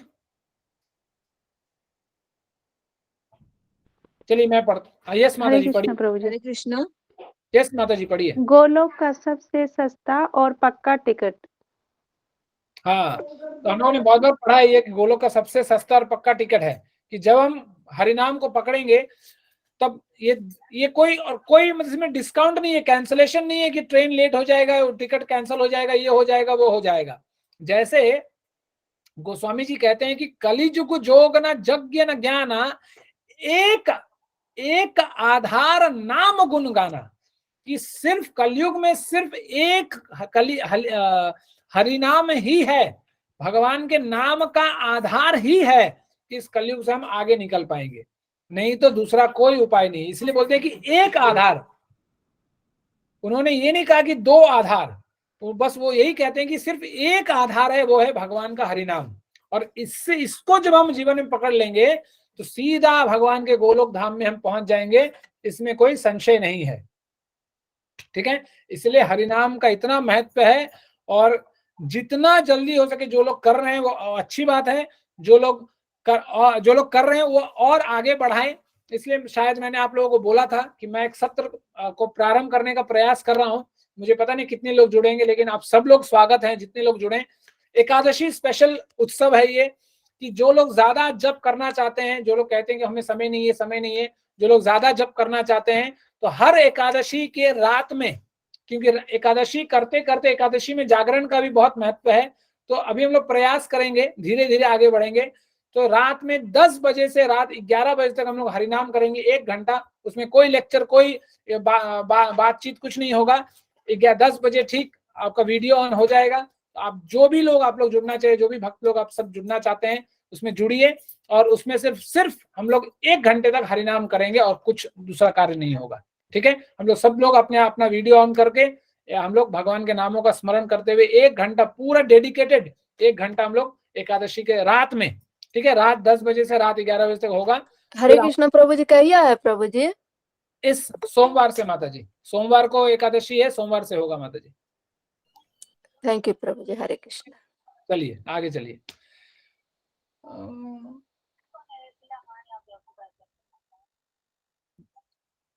पढ़िए रीता माता जी, पढ़िए। हरे कृष्ण प्रभु जी, दंडवत प्रणाम प्रभु जी। प्रणाम माता जी, पढ़िए। यदि जप करना सबसे शुभ कार्य है। यदि कोई सूर्य ग्रहण के दौरान 10 लाख गाय को दान में बांटता है, गंगा और यमुना के संगम पर लाख वर्ष तक रहता है, या ब्राह्मण को यज्ञ में सोने का पहाड़ देता है, तो वह स्वयं हिस्सा नहीं कमाता है। हरे कृष्ण मंत्र जप से प्राप्त पुण्य। हरे कृष्ण प्रभु जी। देखिए यहाँ पर बताया गया कि जब हम यदि सूर्य ग्रहण में है ना, जब ग्रहण लगता है तो बोला गया कि जब हम दान दक्षिणा करते हैं ग्रहण के समय, तो वो ज्यादा फलित होता है। तो वह यही बोला गया कि जब हम सूर्य ग्रहण में 10 लाख गायों को दान में बांटता है, कोई बांटता है मान लीजिए, या गंगा यमुना संगम में, त्रिवेणी में, इलाहाबाद में जाकर स्नान करते हैं लाखों वर्षों तक है, या ब्राह्मणों को यज्ञ में सोने का पहाड़ देता है, या तो खुद के लिए सोना नहीं, हम लोग पहाड़ दूसरों को कैसे देंगे, तो भी हम वो उतना पुण्य नहीं कमा सकते। तो वही बता रहा कि उसका 100वां हिस्सा, मतलब मान लीजिए कि हम यदि हरिनाम जप से हम यदि 100 रुपए का लाभ हमें हो रहा है, तो हमें इन सब चीज करने का लाभ क्या हो रहा है? 1 रुपए का लाभ हो रहा है। मतलब इतना कुछ करने से हमें 1 रुपया का लाभ हो रहा है, लेकिन उसी जगह पर जब हम हरे कृष्ण महामंत्र का जप करते हैं तो हमें 100 रुपए का लाभ हो रहा है। तो सोचिए, इतना कुछ करने से, आपने कभी यदि भागवत पढ़ा या सुना होगा तो उसमें एक नवम स्कंद में एक कथा आती है राजा नृग की। तो राजा नृग जो था, हर सुबह ऐसा उसके जीवन में ऐसा कोई दिन नहीं है जिस दिन वो ये कार्य नहीं करता था। हर सुबह वो लाखों गायों को, उसके गायों के खुर में चांदी का खुर और सोने का सिंगों में सोना मढ़कर वो ब्राह्मणों को दान में दिया करता था। हर दिन लाखों गाय, मतलब कोई इसमें कोई मतलब फिगर नहीं दिया गया कि अच्छा 1000, 2000, 3000, वो बोला गया कि लाखों गायों का दान किया जाता था राजा नृग के हाथों से हर दिन सुबह। लेकिन उसका परिणाम क्या हुआ? उसका ऐसा, उसने वो भी गलती से, वो जानकर नहीं किया, उसने मतलब गलती से हो गया। मतलब हो गया क्या? उस गलती में उसका कोई हाथ नहीं था, वो तो अपने घर में था, मतलब चलते चलते गलती हो गया अपने आप। तो गलती से इसके गाय उसके यहाँ चला गया, ऐसा कुछ हुआ, जो भी है उसमें हम लोग डिटेल में नहीं जाएंगे। तो गलती से गलती हो गया है ना, गलती उसने किया नहीं, गलती से गलती हो गया, फिर जाकर क्या हुआ, उसको इतना गाय को दान करने वाला इंसान भी उसे एक गिरगिट का जन्म लेना पड़ा, जिसको भगवान ने अंत में उसको मोक्ष प्राप्त करवाया अंत में। तो जो इंसान इतना गाय दान करता है, यदि उसको भी गिरगिट बनना पड़ा जीवन में, तो फिर फायदा क्या है इतना कुछ करके।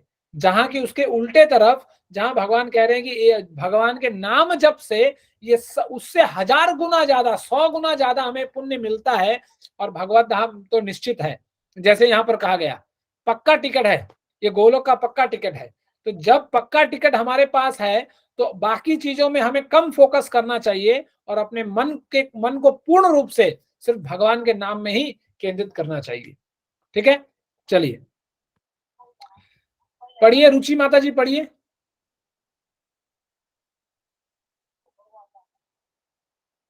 हरे कृष्णा, रुचि माता जी। संगीता माता जी पढ़िए।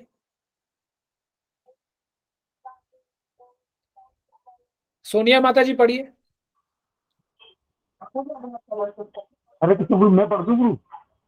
यस प्रभु जी, पढ़िए है ना। हाँ। जप करने से व्यक्ति आसानी से कृष्ण प्रेम प्राप्त कर सकता है। सभी विभिन्न साधनों में भक्ति के 9 रूप श्रवणम, कीर्तनम आदि सर्वश्रेष्ठ हैं, क्योंकि उनमें कृष्ण को देने और उनके लिए परमानंद प्रेम करने की महान शक्ति है। इन 9 साधनों में से नाम संकीर्तन सर्वोत्तम है। बिना अपराध के पवित्र नाम का जप करने से व्यक्ति बहुत आसानी से कृष्ण प्रेम का अमूल्य खजाना प्राप्त कर लेता है। चेतन चरितामृत अत्यंत 471 में बताया गया है। हरे कृष्ण जी, दंडवत प्रणाम। प्रणाम प्रभु जी। तो देखिए यहाँ पर बताया गया कि कैसे जप करने से व्यक्ति आसानी से भगवान के कृष्ण को प्राप्त कर सकता है, भगवान कृष्ण के प्रेम को प्राप्त कर सकता है। तो यहाँ बताया गया नवधा भक्ति के बारे में बताया गया, और उसमें बताया गया कि श्रवणम कीर्तनम जो है वो सर्वश्रेष्ठ है नवधा भक्ति में। क्यों? क्योंकि उनमें कृष्ण को देने और उनके लेने, मतलब प्रेम का आस्वादन करने का अवसर हमें मिलता है। और वही वो जब प्रेम का आस्वादन जब होता है तो उनके लिए परमानंद प्रेम करने की महान शक्ति है जो ऐसा करते हैं। फिर कहा गया इन 9 साधनों में से नाम संकीर्तन सर्वोत्तम है। बिना अपराध के पवित्र नाम का जप, चैतन्य महाप्रभु कहते हैं कि नाम जप करना है हमें, लेकिन कैसे करना है? बिना अपराध के। कि जब हम अपराध करेंगे, तो इसीलिए बोला कि जो वैष्णव अपराध है वो कैसा है, वो मनमद हाथी की तरह है। कि जो पागल हाथी जो होता है वो नाम अपराध है। तो कितना भी अच्छा बिल्डिंग, कितना भी अच्छा मतलब पुष्ट, हम कितना भी अपना भक्ति को श्रवण कीर्तन से कुछ भी ना, कितना भी पुष्ट क्यों ना कर ले, यदि हम अपने जीवन में वैष्णव अपराध करते हैं तो वो हमारे अंदर जो भक्ति रूपी लता जो है, जो बीज है भक्ति का, उस बीज को उखाड़ने में उसे 1 सेकंड नहीं लगेगा। इसलिए हमें नाम जप करना है, हमें भजन करना है, हमें भक्ति करनी है, लेकिन बिना अपराध के। और ये भी 10 नाम अपराध में 1 अपराध है। यदि कोई ये सोचते हैं कि अच्छा ठीक है आज हम अपराध कर लेते हैं तो 2-4 माला हम ज्यादा जप लेंगे, तो नाम के बल पर अपराध करना भी एक सबसे बड़ा अपराध है। इसलिए हमें अपराध करने से बचना है जीवन में। इसलिए जितना जरूरत है उतना कम बोले, जितना जरूरत है उतना कम काम करें, जो जरूरत है उतना ही करें।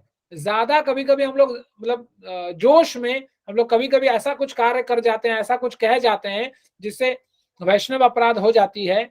आपको मैं एक कथा सुनाऊं, ज्यादा डिटेल डीप में नहीं जाएंगे। षड गोस्वामियों में आप सब लोग जानते हैं षड गोस्वामी कौन है। तो उसमें एक गोस्वामी थे जो जिनका नाम है रूप गोस्वामी।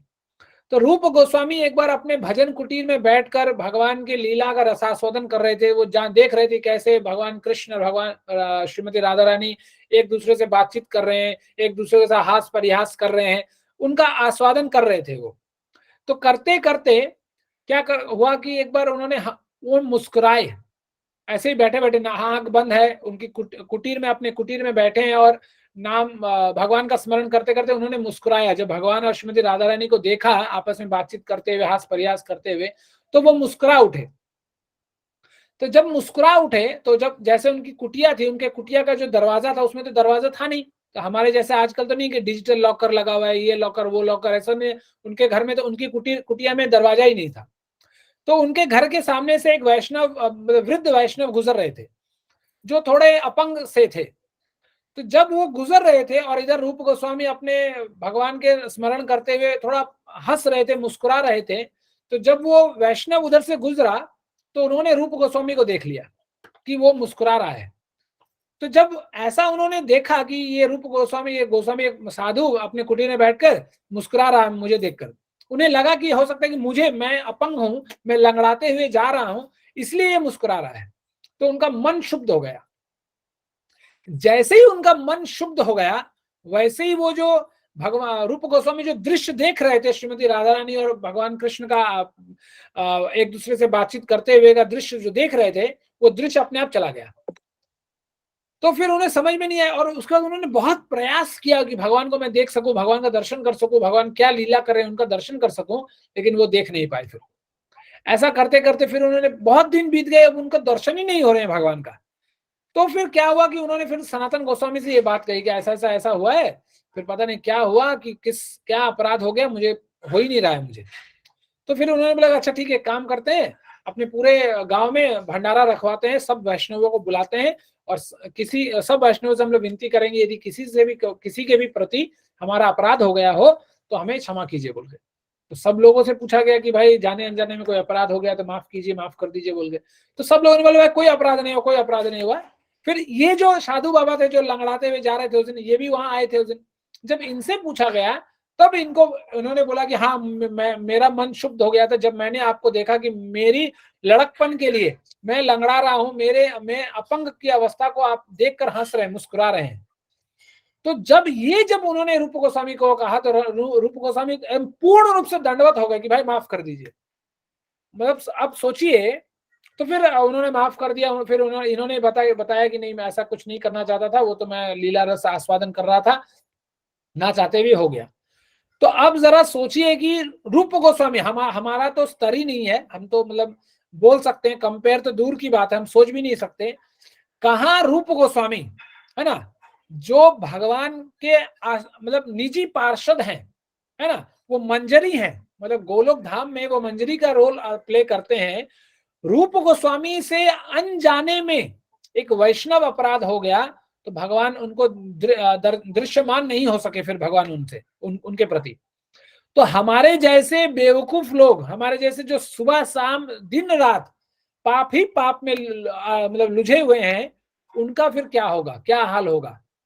तो इसीलिए बोला गया कि वैष्णव अपराध जो है इतना मजबूत है, इतना तगड़ा अपराध है, इतना तगड़ा चीज है कि कितना भी बड़ा से बड़ा भक्ति क्यों ना कर लें, यदि छोटे से छोटा अपराध भी हमसे हो जाता है तो हमारा पूरा भजन भक्ति सब कुछ बर्बाद हो जाएगा।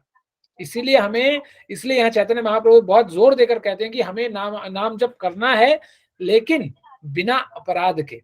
यदि हम अपने जीवन में अपराध करेंगे तो हम सब कुछ करते रहेंगे लेकिन उसका प्रभाव हमारे जीवन में कभी नहीं आएगा।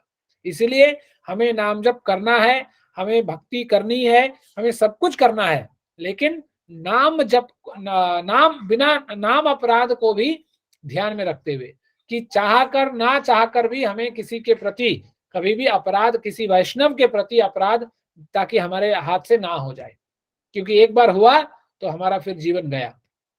ठीक है, चलिए अब यह लिखा गया है कि आप, एक सवाल पूछा गया है कि आप कैसे तय करते हैं कि बीमारी के लिए कौन सी दवा लेनी है। अच्छा बताइए, कौन कैसे हम लोग कैसे तैयार, मतलब अपने आप को कौन बताता है हमें कि ये दवाई, बीमारी हुआ है ये दवाई लेना है, ऐसा करना है वैसा करना, कौन बताता है? प्रभु जी डॉक्टर बताते हैं हमें। देखो डॉक्टर बताता है कि कोई है जो ये बोलना चाहिए कि नहीं मैं खुद पता कर लेता हूँ, मैं गूगल बता देता है, या ऐसा कोई है जो बोलता हो? किसी को गूगल बताता है कि अच्छा मुझे फीवर हो गया ये दवाई ले लो, मुझे कैंसर हो गया ये दवाई ले लो? अच्छा सब बोल रहे हैं कि डॉक्टर बताता है। हरे कृष्ण। हाँ प्रभु जी। और हम डॉक्टर की बात में विश्वास क्यों करते हैं? डॉक्टर पढ़ाई किया इसलिए क्वालिफाइड होता है विश्वास अपनी। कर रहे हैं। हाँ, क्योंकि डॉक्टर जानकार है ना, उस विषय विषय में वो विशेषज्ञ हैं, इसलिए उस पर हम लोग भरोसा करते हैं। और वो आंख बंद करके जो भी दवाई लिख देता है प्रिस्क्रिप्शन में, हम तुरंत जाते हैं मेडिकल स्टोर और वहां से खरीद के ले आते हैं और खा भी लेते हैं, है ना। यदि वो बोलता है गर्म पानी से, तो गर्म पानी से ही खाते हैं। यदि वो बोलता है ठंडे पानी से, ठंडे पानी से ही खाते हैं। यदि वो बोलता है कि सुबह बिना खाए खाना है, खाली पेट में, खास करके गैस वालों को, जिनका गैस का प्रॉब्लम होता है, कॉन्स्टिपेशन का प्रॉब्लम है, तो खाली पेट में खाना है। बीपी वालों को खाली पेट में खाना है, तो खाली पेट में खाते हैं, याद करके खाते हैं। लेकिन यदि गुरु कह दे कि नाम जप करना है, तो हम नाम जप भूल जाते हैं, है ना। डॉक्टर की बात पर भरोसा है, लेकिन गुरु की बात पर हम लोग विश्वास नहीं करते, है ना। तो वही चीज यहाँ बताया गया है कि हम लोग जब फार्मेसी में दवाई मिलती है, कैसे मिलती है, डॉक्टर प्रिस्क्रिप्शन देता है, डॉक्टर पे भरोसा करते हैं और उसको खरीद कर ले आकर खा लेते हैं और हमारा बीमारी भी ठीक हो जाता है। उसी प्रकार बहुत लोग ये सवाल करते हैं कि हरिनाम करना चाहिए, बहुत लोग ये सवाल करते हैं कि क्यों करना चाहिए, कब करना चाहिए। तो इन सवालों का जवाब हम लोग आगे देखेंगे। पढ़िए मीना डीएम माता जी, पढ़िए, आपने पढ़ा नहीं है, पढ़िए।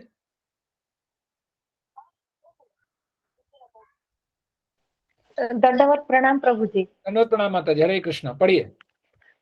हरे कृष्ण के असंख्य नाम है, लेकिन भगवान ब्रह्मा ने हरे कृष्ण महामंत्र की सिफारिश की। हरि नामा एक महा औषधि है, भौतिक अस्तित्व के रोग को ठीक करने के लिए एक महान औषधि। हरे कृष्ण महामंत्र भगवान ब्रह्मा द्वारा अनुशंसित किया गया है नारद को। हरे कृष्ण माता जी, दंड प्रणाम। हरे कृष्ण, दंडवत प्रणाम प्रभु जी। भगवान के, कृष्ण के असंख्य नाम है ना, असंख्य। लेकिन भगवान ब्रह्मा जी जो है, वो अपने मानस पुत्र नारद जी से कहते हैं कि हमें कौन सा मंत्र जपना है ना। जैसे आप लोग भी पूछ सकते हैं कि ओम नमः शिवाय मंत्र जपना है, कि गायत्री मंत्र जपना है, कि द्वादश ओम नमो भगवते वासुदेवाय जपना है, कौन सा जपना है, ये कौन बताएगा हमें। तो इसीलिए यहाँ ब्रह्मा जी कह रहे हैं, नारद जी पूछ रहे हैं कि भाई कौन सा नाम जपना है कलयुग के लोगों को। इस सवाल का जवाब ब्रह्मा जी दे रहे हैं। चलिए देखते हैं आगे। जयंती माता जी पढ़ना चाहेंगी? प्रभु जी थोड़ा दिखाई नहीं दे रहा, मैं स्क्रीन पे प्रॉब्लम हो रहा है, मैं इसलिए पढ़ नहीं पाती। अच्छा ठीक है माता जी, कोई दिक्कत नहीं। हरे कृष्ण प्रभु जी, मैं पढ़ती हूँ। यस माता जी, पढ़िए। हरे कृष्ण का जप क्यों करे? कली नारायण उपनिषद। पूरी दुनिया की यात्रा करने के बाद श्री नारद मुनि उस समय भगवान ब्रह्मा उन्हीं के अपने पिता और गुरु के पास पहुंचे। जब द्वापर युग समाप्त होने वाला था, उसने उन्हीं से पूछा, हे प्रभु, सब जीव कैसे कली के सबसे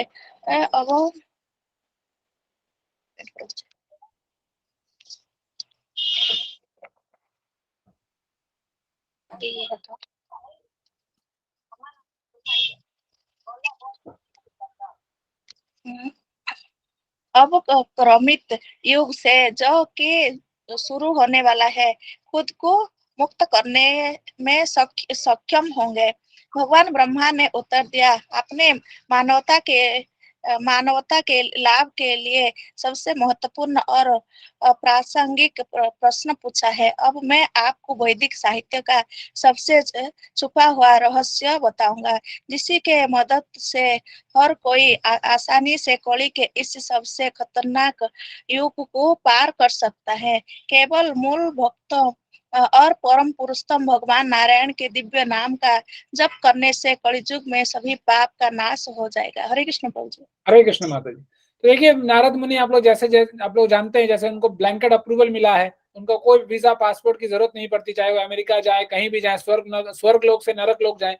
तो ऐसा करते हुए भ्रमण करते, पूरे ब्रह्मांड में वो भ्रमण करते करते एक बार अपने पिता ब्रह्मलोक पर पहुंचे। तो उन्होंने पूछा फिर कि अरे अच्छा पिताजी, बाबूजी, ये बताइए कि ये जो कलयुग आ रहा है, द्वापर खत्म हो रहा है, कलयुग आ रहा है, और ये अवक्रमित युग से, है ना, ये जो क्रमिक हिसाब से द्वापर गया, अभी कलयुग आने वाला है। तो कली काल में जो लोग आएंगे, जो महापुरुष आने वाले हैं, उनका उद्धार कैसे होगा? तो इसलिए ब्रह्मा जी पहले तो कहते हैं कि तुमने बहुत अच्छा सवाल पूछा है, तुम्हें एक रहस्य बताऊंगा। फिर वो अंत में कहते हैं कि केवल मूल भोक्ता और परम पुरुषोत्तम भगवान नारायण के नाम का जप जो करेगा, तो उसमें जितने भी कलयुग में लोग होंगे सबके पापों का नाश हो जाएगा। ठीक है, तो अब जैसे यहाँ लिखा हुआ है कि भगवान ब्रह्मा जी क्या कहते हैं, केवल मूल भोक्ता और परम पुरुषोत्तम भगवान नारायण। तो कुछ लोग कहते हैं कि अच्छा जब नारायण शब्द का इस्तेमाल किया गया तो है ना, श्रीमन नारायण नारायण हरि हरि, ये भी हम लोग गा सकते हैं ना, तो कुछ भी गा सकते हैं, है ना। जैसे स्वामी नारायण एक संस्था है जो अक्षरधाम जिनके माध्यम से चलता है, तो वहां पर नारायण नारायण गाते हैं मेरे ख्याल से हर दिन। मेरे ख्याल से गुजरात में जो अक्षरधाम है वहां पर एक रूम है जहां पर 24 घंटा हरिनाम होता है, हरिनाम संकीर्तन होता है, तो वहां पर स्वामी नारायण हमेशा गाते हैं, है ना।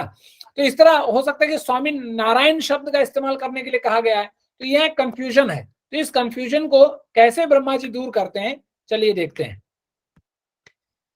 पढ़िए, कौन पढ़ना चाहता है पढ़िए, जिन्होंने पढ़ा नहीं है पढ़िए। हरे कृष्ण प्रभु। हाँ नीलिमा माता जी पढ़िए। हरे कृष्ण का जाप क्यों करे, कली संत नारायण उपनिषद। नारद पुनः पाप राचा तन नाम किम इति। नारद मुनि ने फिर पूछा, भगवान के वे विशिष्ट नाम कौन से हैं जो कलयुग में सबसे प्रभावी है। हरे कृष्ण। तो देखिए जैसे हम लोगों के लिए कंफ्यूजन था, उसी तरह नारद जी भी कंफ्यूज थे कि भाई अच्छा आपने तो बोल दिया कि पुरुषोत्तम भगवान नारायण के दिव्य नामों का, पर वो दिव्य नाम कौन है। तो उसी सवाल को यहाँ नारद मुनि पूछते हैं कि नारद पुनः पाप राचा तन नाम की मिति, कि वो जो नाम है वो दैविक नाम जो वो कौन से नाम है।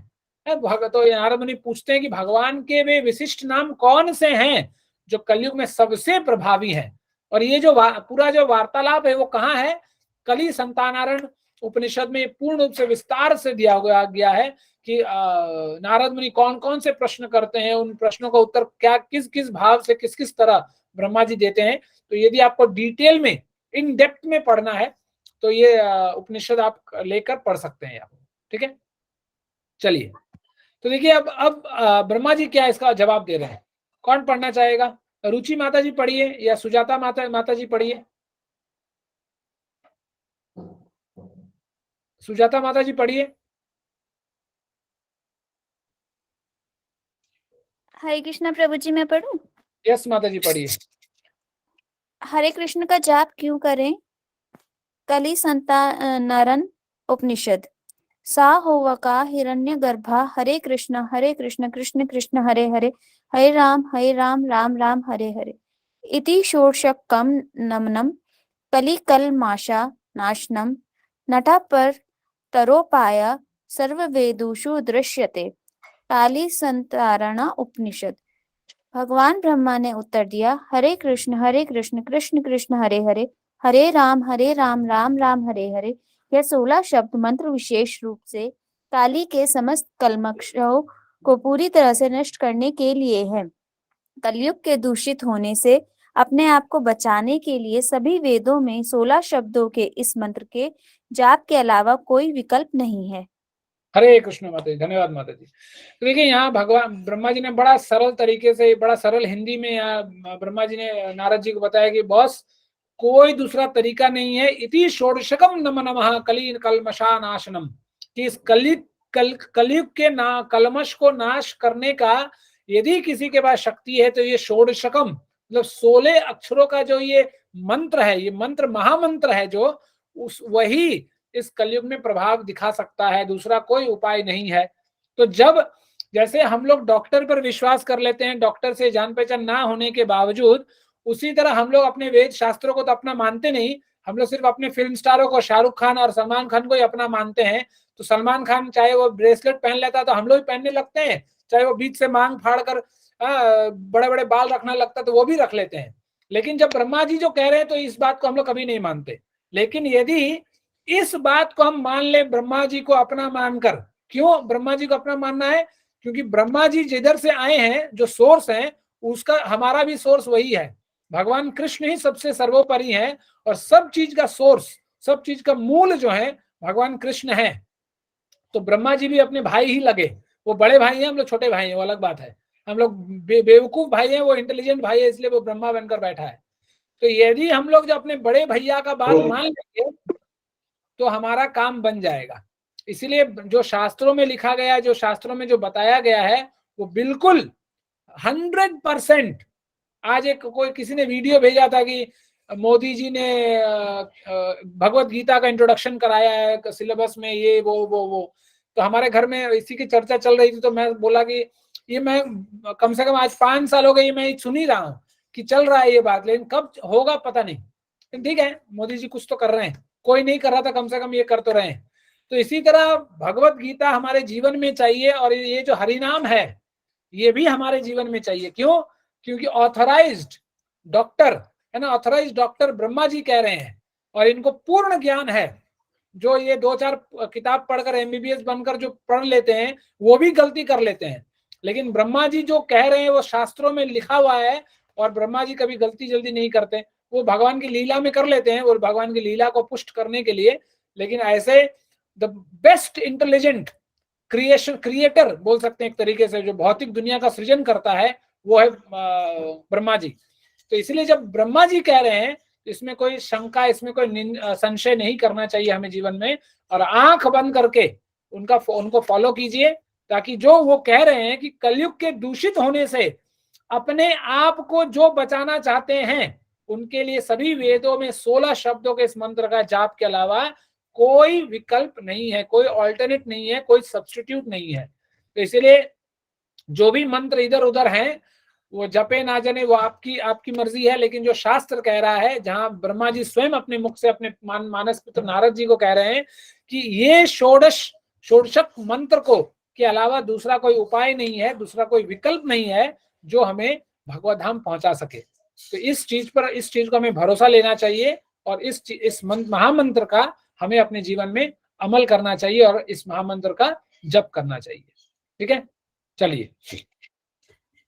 तो ये स्लाइड हम लोगों ने पिछले बार देखा था कि कैसे इस जो पूरा मंत्र है, षोडशक मंत्र जो है, इसमें 3 अक्षर इस्तेमाल किए गए हैं। एक है हरे, एक है कृष्ण, दूसरा है राम। यस नीलिमा माता जी, आप कुछ बोलना चाहती हैं? हाँ, हरे कृष्ण प्रभु जी। जो 16 अक्षर के मंत्र जो बोल रहे हैं ना आप, वो काउंट करने से 32 तो आ रहा, तो 16 कैसे हुआ? वर्ड देखिए आप। अच्छा, वर्ड, ओके, थैंक यू प्रभु। वो अक्षर नहीं, शब्द है वो। अब वर्ड देखिए, मतलब पूरा वर्ड देखिए, एक मतलब अक्षर नहीं। हाँ, लेकिन ओडिया में जब बोलते हैं 16 अक्षर बोल के बोलते हैं ना, तो इसलिए। हाँ, वो अक्षर है, मतलब उसका मतलब है वो शब्द, लेटर। प्रभु जी, लेटर नहीं, शब्द को देखिए, लेटर नहीं, अक्षर नहीं, शब्द को देखिए। अच्छा, ठीक है, धन्यवाद। तो यहाँ पर हम लोगों ने पिछले बार भी चर्चा किया था कि जो हरे है वो स्वयं श्रीमती राधा रानी है, और उनका ही शक्ति है जो भगवान की शक्ति के रूप में हम ग्रहण कर सकते हैं। इसलिए जब हम हरे बोलते हैं तो इसका मतलब है हम स्वयं श्रीमती राधा रानी को याद करते हैं। तो उस भाव से कि हम श्रीमती राधा रानी को बुला रहे हैं, जैसे होता है कि जैसे मान लीजिए आप अपने घर में किसी को बुला रहे हैं, ठीक है, आपने अपना मेन गेट खोला, अपने सामने वाली जो रहते हैं उनको हम बुला रहे हैं, अच्छा जी आइए आइए आइए आइए, और जैसे ही वो आना तैयार मतलब आती है, वैसे वो मेन गेट बंद कर देते हैं। तो सोचिए वो क्या होगा, वो खुश होगी कि नाराज हो जाएगी? नाराज हो जाएगी। तो इसी तरह यदि हम हरे बुलाते हैं, और बुलाने समय एक हाथ में फोन है, दूसरे हाथ में टीवी है, चौथे हाथ में ये है वो है, एक हाथ में बीट जप कर रहे हैं, दूसरे हाथ से न्यूज़पेपर पढ़ रहे हैं, तो ऐसे करेंगे तो श्रीमती राधा रानी भी कभी खुश नहीं होगी। तो जब हम नाम जप कर रहे हैं, जैसे बोला गया बिना अपराध के, बिना नाम केंद्रित किए हुए भी यदि हम नाम जप करते हैं तो भी ये भी एक तरफ का मतलब जैसे बोलते हैं ना नेग्लिजेंस, मतलब आलस युक्त होकर नाम जप करना है, तो इससे नाम अपराध भी होता है। तो इसलिए जब हम नाम जप करते हैं हमें ये भाव करना चाहिए कि हम स्वयं भगवान को बुला रहे हैं, हम स्वयं भगवान से एक रिश्ता कायम करने का प्रयास कर रहे हैं। उसी तरह कृष्ण और राम, और कृष्ण जब हम बोलते हैं तो ये हमें याद आना चाहिए कि भगवान कृष्ण जो सर्वाधिक आकर्षित हैं, और भगवान राम सबको सुख देने वाले हैं, सबको परम आनंद देने वाले हैं, तो हमको क्यों नहीं देंगे? सन्मुख होई जीव मोहि जबहि, जन्म कोटि अगनाश ही तबहि। कि भगवान कहते हैं कि एक बार इंसान सन्मुख हो जाता है मेरी तरफ, सन्मुख होई जीव मोहि जबहि, कि एक बार सन्मुख हो गया तो करोड़ों करोड़ों जन्मों के पाप अघ, जन्म कोटि अघ नाश ही तब, कि करोड़ों जन्मों के पापों को भगवान एक क्षण में जलाकर खाक कर देते हैं। लेकिन बस देर है तो भगवान के सम्मुख होने का, कि जब हम भगवान से सम्मुख हो जाएंगे, जब भगवान के नाम को हम अपने जीवन में पकड़ लेंगे, तो देखिएगा हमारे जीवन से सारे कलमश धीरे धीरे धीरे धीरे सब लुप्त। लेकिन देर है तो भगवान के नामों को पकड़ने का। ठीक है, चलिए। तो बहुत लोग सवाल ये भी करते हैं कितनी माला जप करना है डेली, तो मिनिमम है 16। जो लोग 16 तक नहीं पहुंचे हैं, धीरे धीरे प्रयास कीजिए। क्यों? अब ये भी सवाल आता है क्यों, तो कुछ दिन पहले हम लोगों ने इस पे चर्चा किया था कि 16 के पहले 32 था, 32 के पहले 64 था। क्यों? क्योंकि एक शुद्ध वैष्णव होने का एक क्राइटेरिया है कि हर वैष्णव को हर दिन 1 लाख नाम जप करना चाहिए, और यही निर्देश है शास्त्रों में। मैं अपनी तरफ से नहीं बोल रहा हूं, यही निर्देश है। लेकिन समय को देखकर, स्थिति को देखकर हमारे आचार्यों ने, जो आज के लोग नहीं कर सक रहे हैं, इसलिए इस राउंड को, नंबर ऑफ राउंड्स को घटाया गया है। लेकिन प्रभुपाद ने कभी भी ये नहीं कहा है कि 16 माला जप किया जाए। प्रभुपाद हमेशा कहते थे इट शुड बी मिनिमम, कम से कम 16, है ना। कम से कम का मतलब है कि 16 से ऊपर भी हम कर सकते हैं, लेकिन 16 से नीचे बिल्कुल भी किसी भी कीमत पर नहीं होना चाहिए। और ये जो कुछ लोग सवाल करते हैं कि आज कम हुआ कल कर लें, तो जैसे मैंने बोला था कि हमारे ये जब जो है, हमारे कंपनी का छुट्टी नहीं है एनुअल लीव का, कि इस साल का पेड लीव हमने पूरी तरीके से नहीं लिया तो अगले साल कैरी फॉरवर्ड हो जाएगा। जिस दिन का जब उस दिन होना चाहिए किसी भी कीमत पर, तब जाकर हम ये बोल सकते हैं कि हमने नाम को धारण किया है, नामाभास में के स्तर पर हैं, ये कह सकते हैं। नहीं तो फिर नाम अपराध में और वो केजी में ही हम लोग रह जाएंगे, आगे नहीं बढ़ पाएंगे कभी हम लोग। ठीक है, चलिए। फिर बोला गया कि प्यासा आदमी पानी पानी बोलकर अपने प्यास नहीं बुझा सकता, है ना। कभी हम लोग पानी चाहिए पानी चाहिए पानी चाहिए बुझा सकते हैं क्या? नहीं। प्यास बुझाने के लिए हमें पानी पीना पड़ेगा, तब जाकर हमारा प्यास बुझेगा। लेकिन इसके ठीक विपरीत, लेकिन भगवान कृष्ण के नाम जप से हम सीधे उनके साथ जुड़ जाते हैं। जैसे पानी और एक्चुअल पानी में अंतर होता है, लेकिन भगवान कृष्ण के नाम में और भगवान कृष्ण में कोई अंतर नहीं है, वो दोनों एक ही हैं। इसलिए बोला गया निरपेक्ष, वो एब्सोल्यूट है, क्योंकि उनके नाम और उनमें कोई अंतर नहीं है। जो शक्ति भगवान में के पास है वही शक्ति भगवान के नामों में है। तो इस कलिकाल में नाम के, इसलिए नाम का आधार है, नाम ही प्रधान है। तो जब हम भगवान के नामों को हरे कृष्णा कृष्णा कृष्णा हरे हरे, हरे राम राम राम हरे हरे, इन नामों को जब हम पकड़ेंगे तो इसका मतलब ही है कि हम भगवान को पकड़ लिए हैं, और फिर भगवान हमसे कभी छूट के नहीं जा सकते। ठीक है, इसलिए भगवान के नामों को पूरा जबरन तरीके से हमें अपने जीवन में पकड़ना है हमें। अब है पवित्र नाम का अमृत। जैसे हम लोग हर बार देखते हैं, तो आज देखते हैं प्रभुपाद यहाँ क्या लिखते हैं। तो यहाँ लिखा गया है पवित्र नाम जप की विधि, क्या विधि बताया गया है। तो यहाँ लिखा हुआ है कि हालांकि पवित्र नाम का जप एक यांत्रिक प्रक्रिया नहीं है, मतलब ये मैकेनाइज्ड नहीं है कि अच्छा कर रहे हैं ना इंपॉर्टेंस दे रहे हैं, बस नाम मुंह चल रहा है ना, मैकेनिकल नहीं है ये। तो क्या है, जो केवल चिंतनशील कौशल पर निर्भर करती है, ये एक भक्ति कला है। मतलब भक्ति क्यों है कि जब हम भगवान के नाम को पुकारते हैं, इसका मतलब है हम भगवान को याद करते हैं, भगवान को अपने जीवन में आमंत्रित करते हैं, इसलिए भक्ति कला है। फिर एक प्रार्थना का एक रूप है, और इस प्रकार व्यक्ति को श्रद्धा और भक्ति के साथ जप करना चाहिए। तो हमें जप कैसे करना चाहिए? श्रद्धा और भक्ति के साथ। ये नहीं कि एक हाथ में माला और दूसरे हाथ में इंस्टाग्राम और फेसबुक, ऐसा नहीं। फिर क्या बताया गया है? हरे कृष्ण मंत्र सुरक्षा और मुक्ति के लिए प्रार्थना है, कि कैसे हम सुरक्षित हों इस कलिकाल से, और कैसे इस कलयुग से हमें मुक्ति मिले, ताकि हम भगवत धाम जाने के लिए योग्य बन सके। फिर भगवान से उनकी दिव्य उपस्थिति के लिए और उनकी सेवा करने के अवसर के लिए प्रार्थना है। तो जैसे मैंने कहा कि भगवान को अपने जीवन में आमंत्रित कीजिए कि जैसे भगवान हमारे हृदय में आ सके, और तथा ददामी बुद्धि योगम, हमें भगवान बुद्धि दे सके कि हम भगवत धाम जा सके, उनकी सेवा कर सके, क्योंकि सेवा ही मूल कार्य है, मूल कर्तव्य जो हम जैसे जीवों का है वो है भगवान की सेवा करना। नाम जप की तुलना बच्चे की माँ के लिए असहाय रोने से की जाती है, कि जैसे एक असहाय बच्चा जब माँ को पुकारता है, जब कोई चूटी काट लेता है, जब थोड़ा कुछ प्रॉब्लम हो जाता है उसको, तो वो कुछ कर नहीं सकता, वो उसे पता है कि मैं ऐसा अपने आप अपनी क्षमता के अनुसार मैं कुछ कर नहीं सकता, मेरे पास इतनी कुशलता नहीं है, तो वो क्या करता है, वो जोर जोर से चिल्लाता है माँ के लिए। तो उसी तरह से हमें जानना चाहिए कि हम इस कलिकाल से निकलने के लिए हम अपने बलबूते पर हम कुछ नहीं कर सकते। तो इसीलिए जब हम नाम जप करते हैं तो ऐसा नाम जप करना चाहिए कि भगवान को रो कर पुकारें कि हे प्रभु, हमें जीवन में बुद्धि दीजिए, हमें अपने पास बुलाइए, हम अब त्रस्त हो चुके हैं इस कलिकाल में, सुबह शाम कभी किसी का प्रॉब्लम, कभी किसी का प्रॉब्लम, त्रस्त हो चुके हैं, मुझे यहाँ से निकालिए निकालिए निकालिए। तब जब ऐसा करेंगे, जब स्वतः हमारे आंख से भगवान के लिए आंसू निकलेंगे, भगवान के लिए हम रोएंगे, पति पत्नी, माँ बाप, भाई बहन, चाचा चाची, मामा मामी, काका काकी, नाका नाकी, सबके लिए हम लोग रोते हैं, है ना। जैसे मतलब सास ससुर घर में रहे तो बहू और बेटा सेवा नहीं करता, लेकिन सास मर जाने के बाद बहू रो रो कर चिल्ला चिल्ला कर पूरा समाज फाड़ देती है। और ये बहुत फेमस है हमारे उधर, कि इसलिए ऐसा रोया जाता है कि नहीं रोएगा तो आत्मा को संतुष्टि नहीं मिलेगी।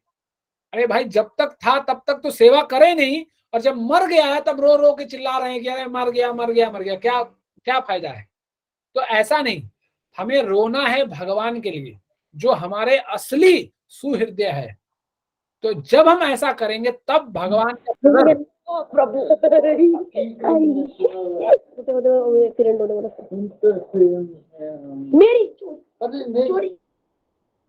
तब जाकर कहीं भगवान के साथ हम अपना वो रिश्ता स्थापन कर सकेंगे। फिर भगवान क्या कहते हैं, ये पश्चातापी हृदय के मूल से प्रार्थना है। मतलब जब हम भगवान के नाम लेते हैं तो यदि मान लीजिए जाकर ना जाकर कभी गलती हो भी जाए तो हमें भगवान से क्षमा याचना करनी चाहिए कि हे प्रभु, हमसे क्षमा हो गई, हमें माफ कर दीजिए, हम दोबारा कभी ऐसा नहीं करेंगे। इसलिए नम्रता पूर्वक तृणादपि सुनीचेन, नम्रता पूर्वक भगवान के नाम जप में करना चाहिए। इसलिए एक बार भक्तिपूर्ण परमानंद की स्थिति में जबकि दो करीबी अनुयायी स्वरूप दामोदर गोस्वामी और रामानंद राय की संगति में श्री चैतन्य महाप्रभु ने वर्णन किया कि कैसे हमें नम्रता के भाव से नाम जप का सर्वोत्कृष्ट महत्व है। कि जब हम नाम जप करते हैं तो हमारे अंदर यदि नम्रता नहीं हो तो कोई फायदा नहीं। ऐसा लगता है कि वो जैसे हमने बोला ना, शुष्क काठश्च मूर्खश्च, कि शुष्क काठ की तरह, मूर्ख लोगों की तरह बिना नम्रता से अभिमान में गर्वित होकर के हम जप कर रहे हैं। अरे देखो हम 16 माला जप करते हैं। लोगों को चिट्ठी लिखकर नहीं भेजना है हमें कि 16 माला जप करते हैं तो बहुत तोप चला दिया। हमें नम्रता बनना है, नम्र होना है। जैसे जैसे नाम बढ़ेगा अपने जीवन में, एक इंसान यदि नम्र हो रहा है मतलब नाम प्रभाव कर रहा है। नहीं तो अंदर में सिर्फ दिखावे के लिए नाम जब हाथ में चल रहा है, लेकिन अंदर में और सब वार्तालाप और सब मतलब प्रजल्पा कथाएं, मतलब बेकार की कथाएं अपने हृदय में चल रहा है। सिर्फ दिखावे के लिए नाम जब हृदय में हाथ से चल हो रहा है। इसे अब आगे कहते हैं कि उन्होंने कहा, जो अपने आप को घास से कम समझता है, तृणादपि सुनीचेन तरोर मूल अवशेषणीय, है ना, जो एक पेड़ से अधिक सहनशील है, टॉलरेंस। जैसे भगवान कृष्ण अर्जुन को कहते हैं तिक्सस्व भारतः, है ना। दूसरे अध्याय में भगवान कहते हैं कि मात्रा स्पर्शास्तु कौन्ते शीतोष्ण सुख दुखदाया आगमा पायनो अनित्या संतासित तिक्सस्व भारतः, कि तुम्हें सहन करना सीखना चाहिए। इसलिए गौर गोपाल प्रभु कहते हैं ना कि we should not react, we should respond.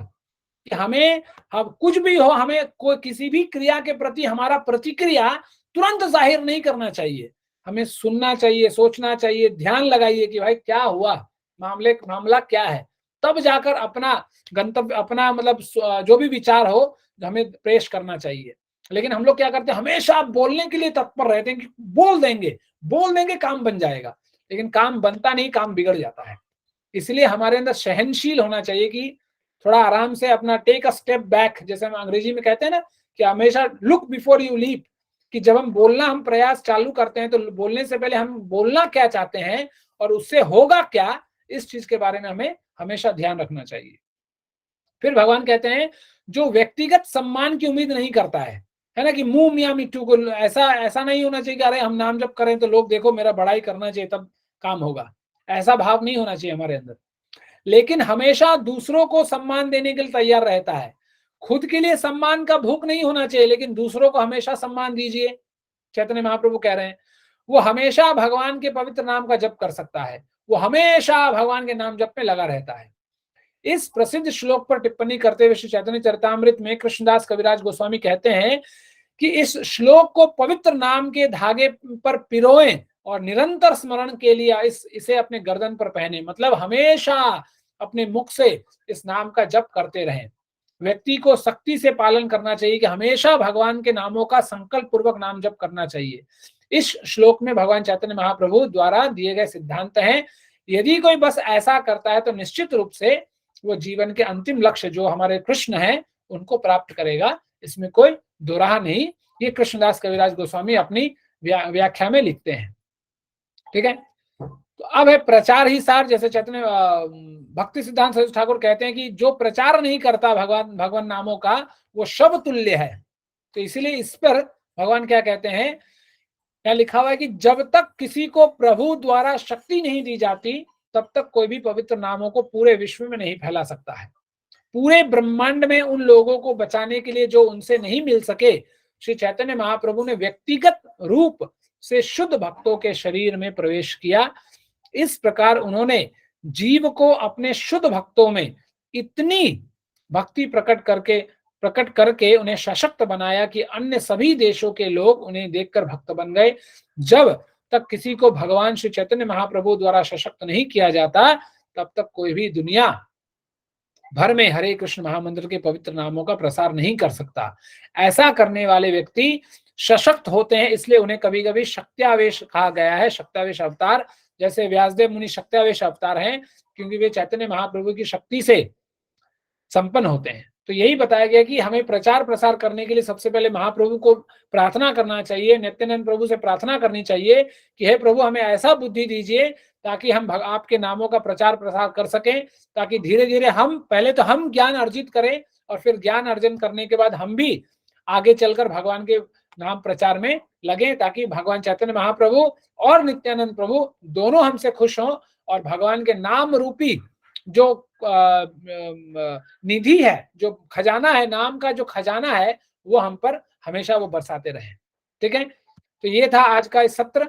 यदि किसी माता जी या प्रभु जी कोई प्रश्न है तो तुरंत प्रश्न लेंगे और फिर आज के लिए सत्र को यहाँ विराम देंगे।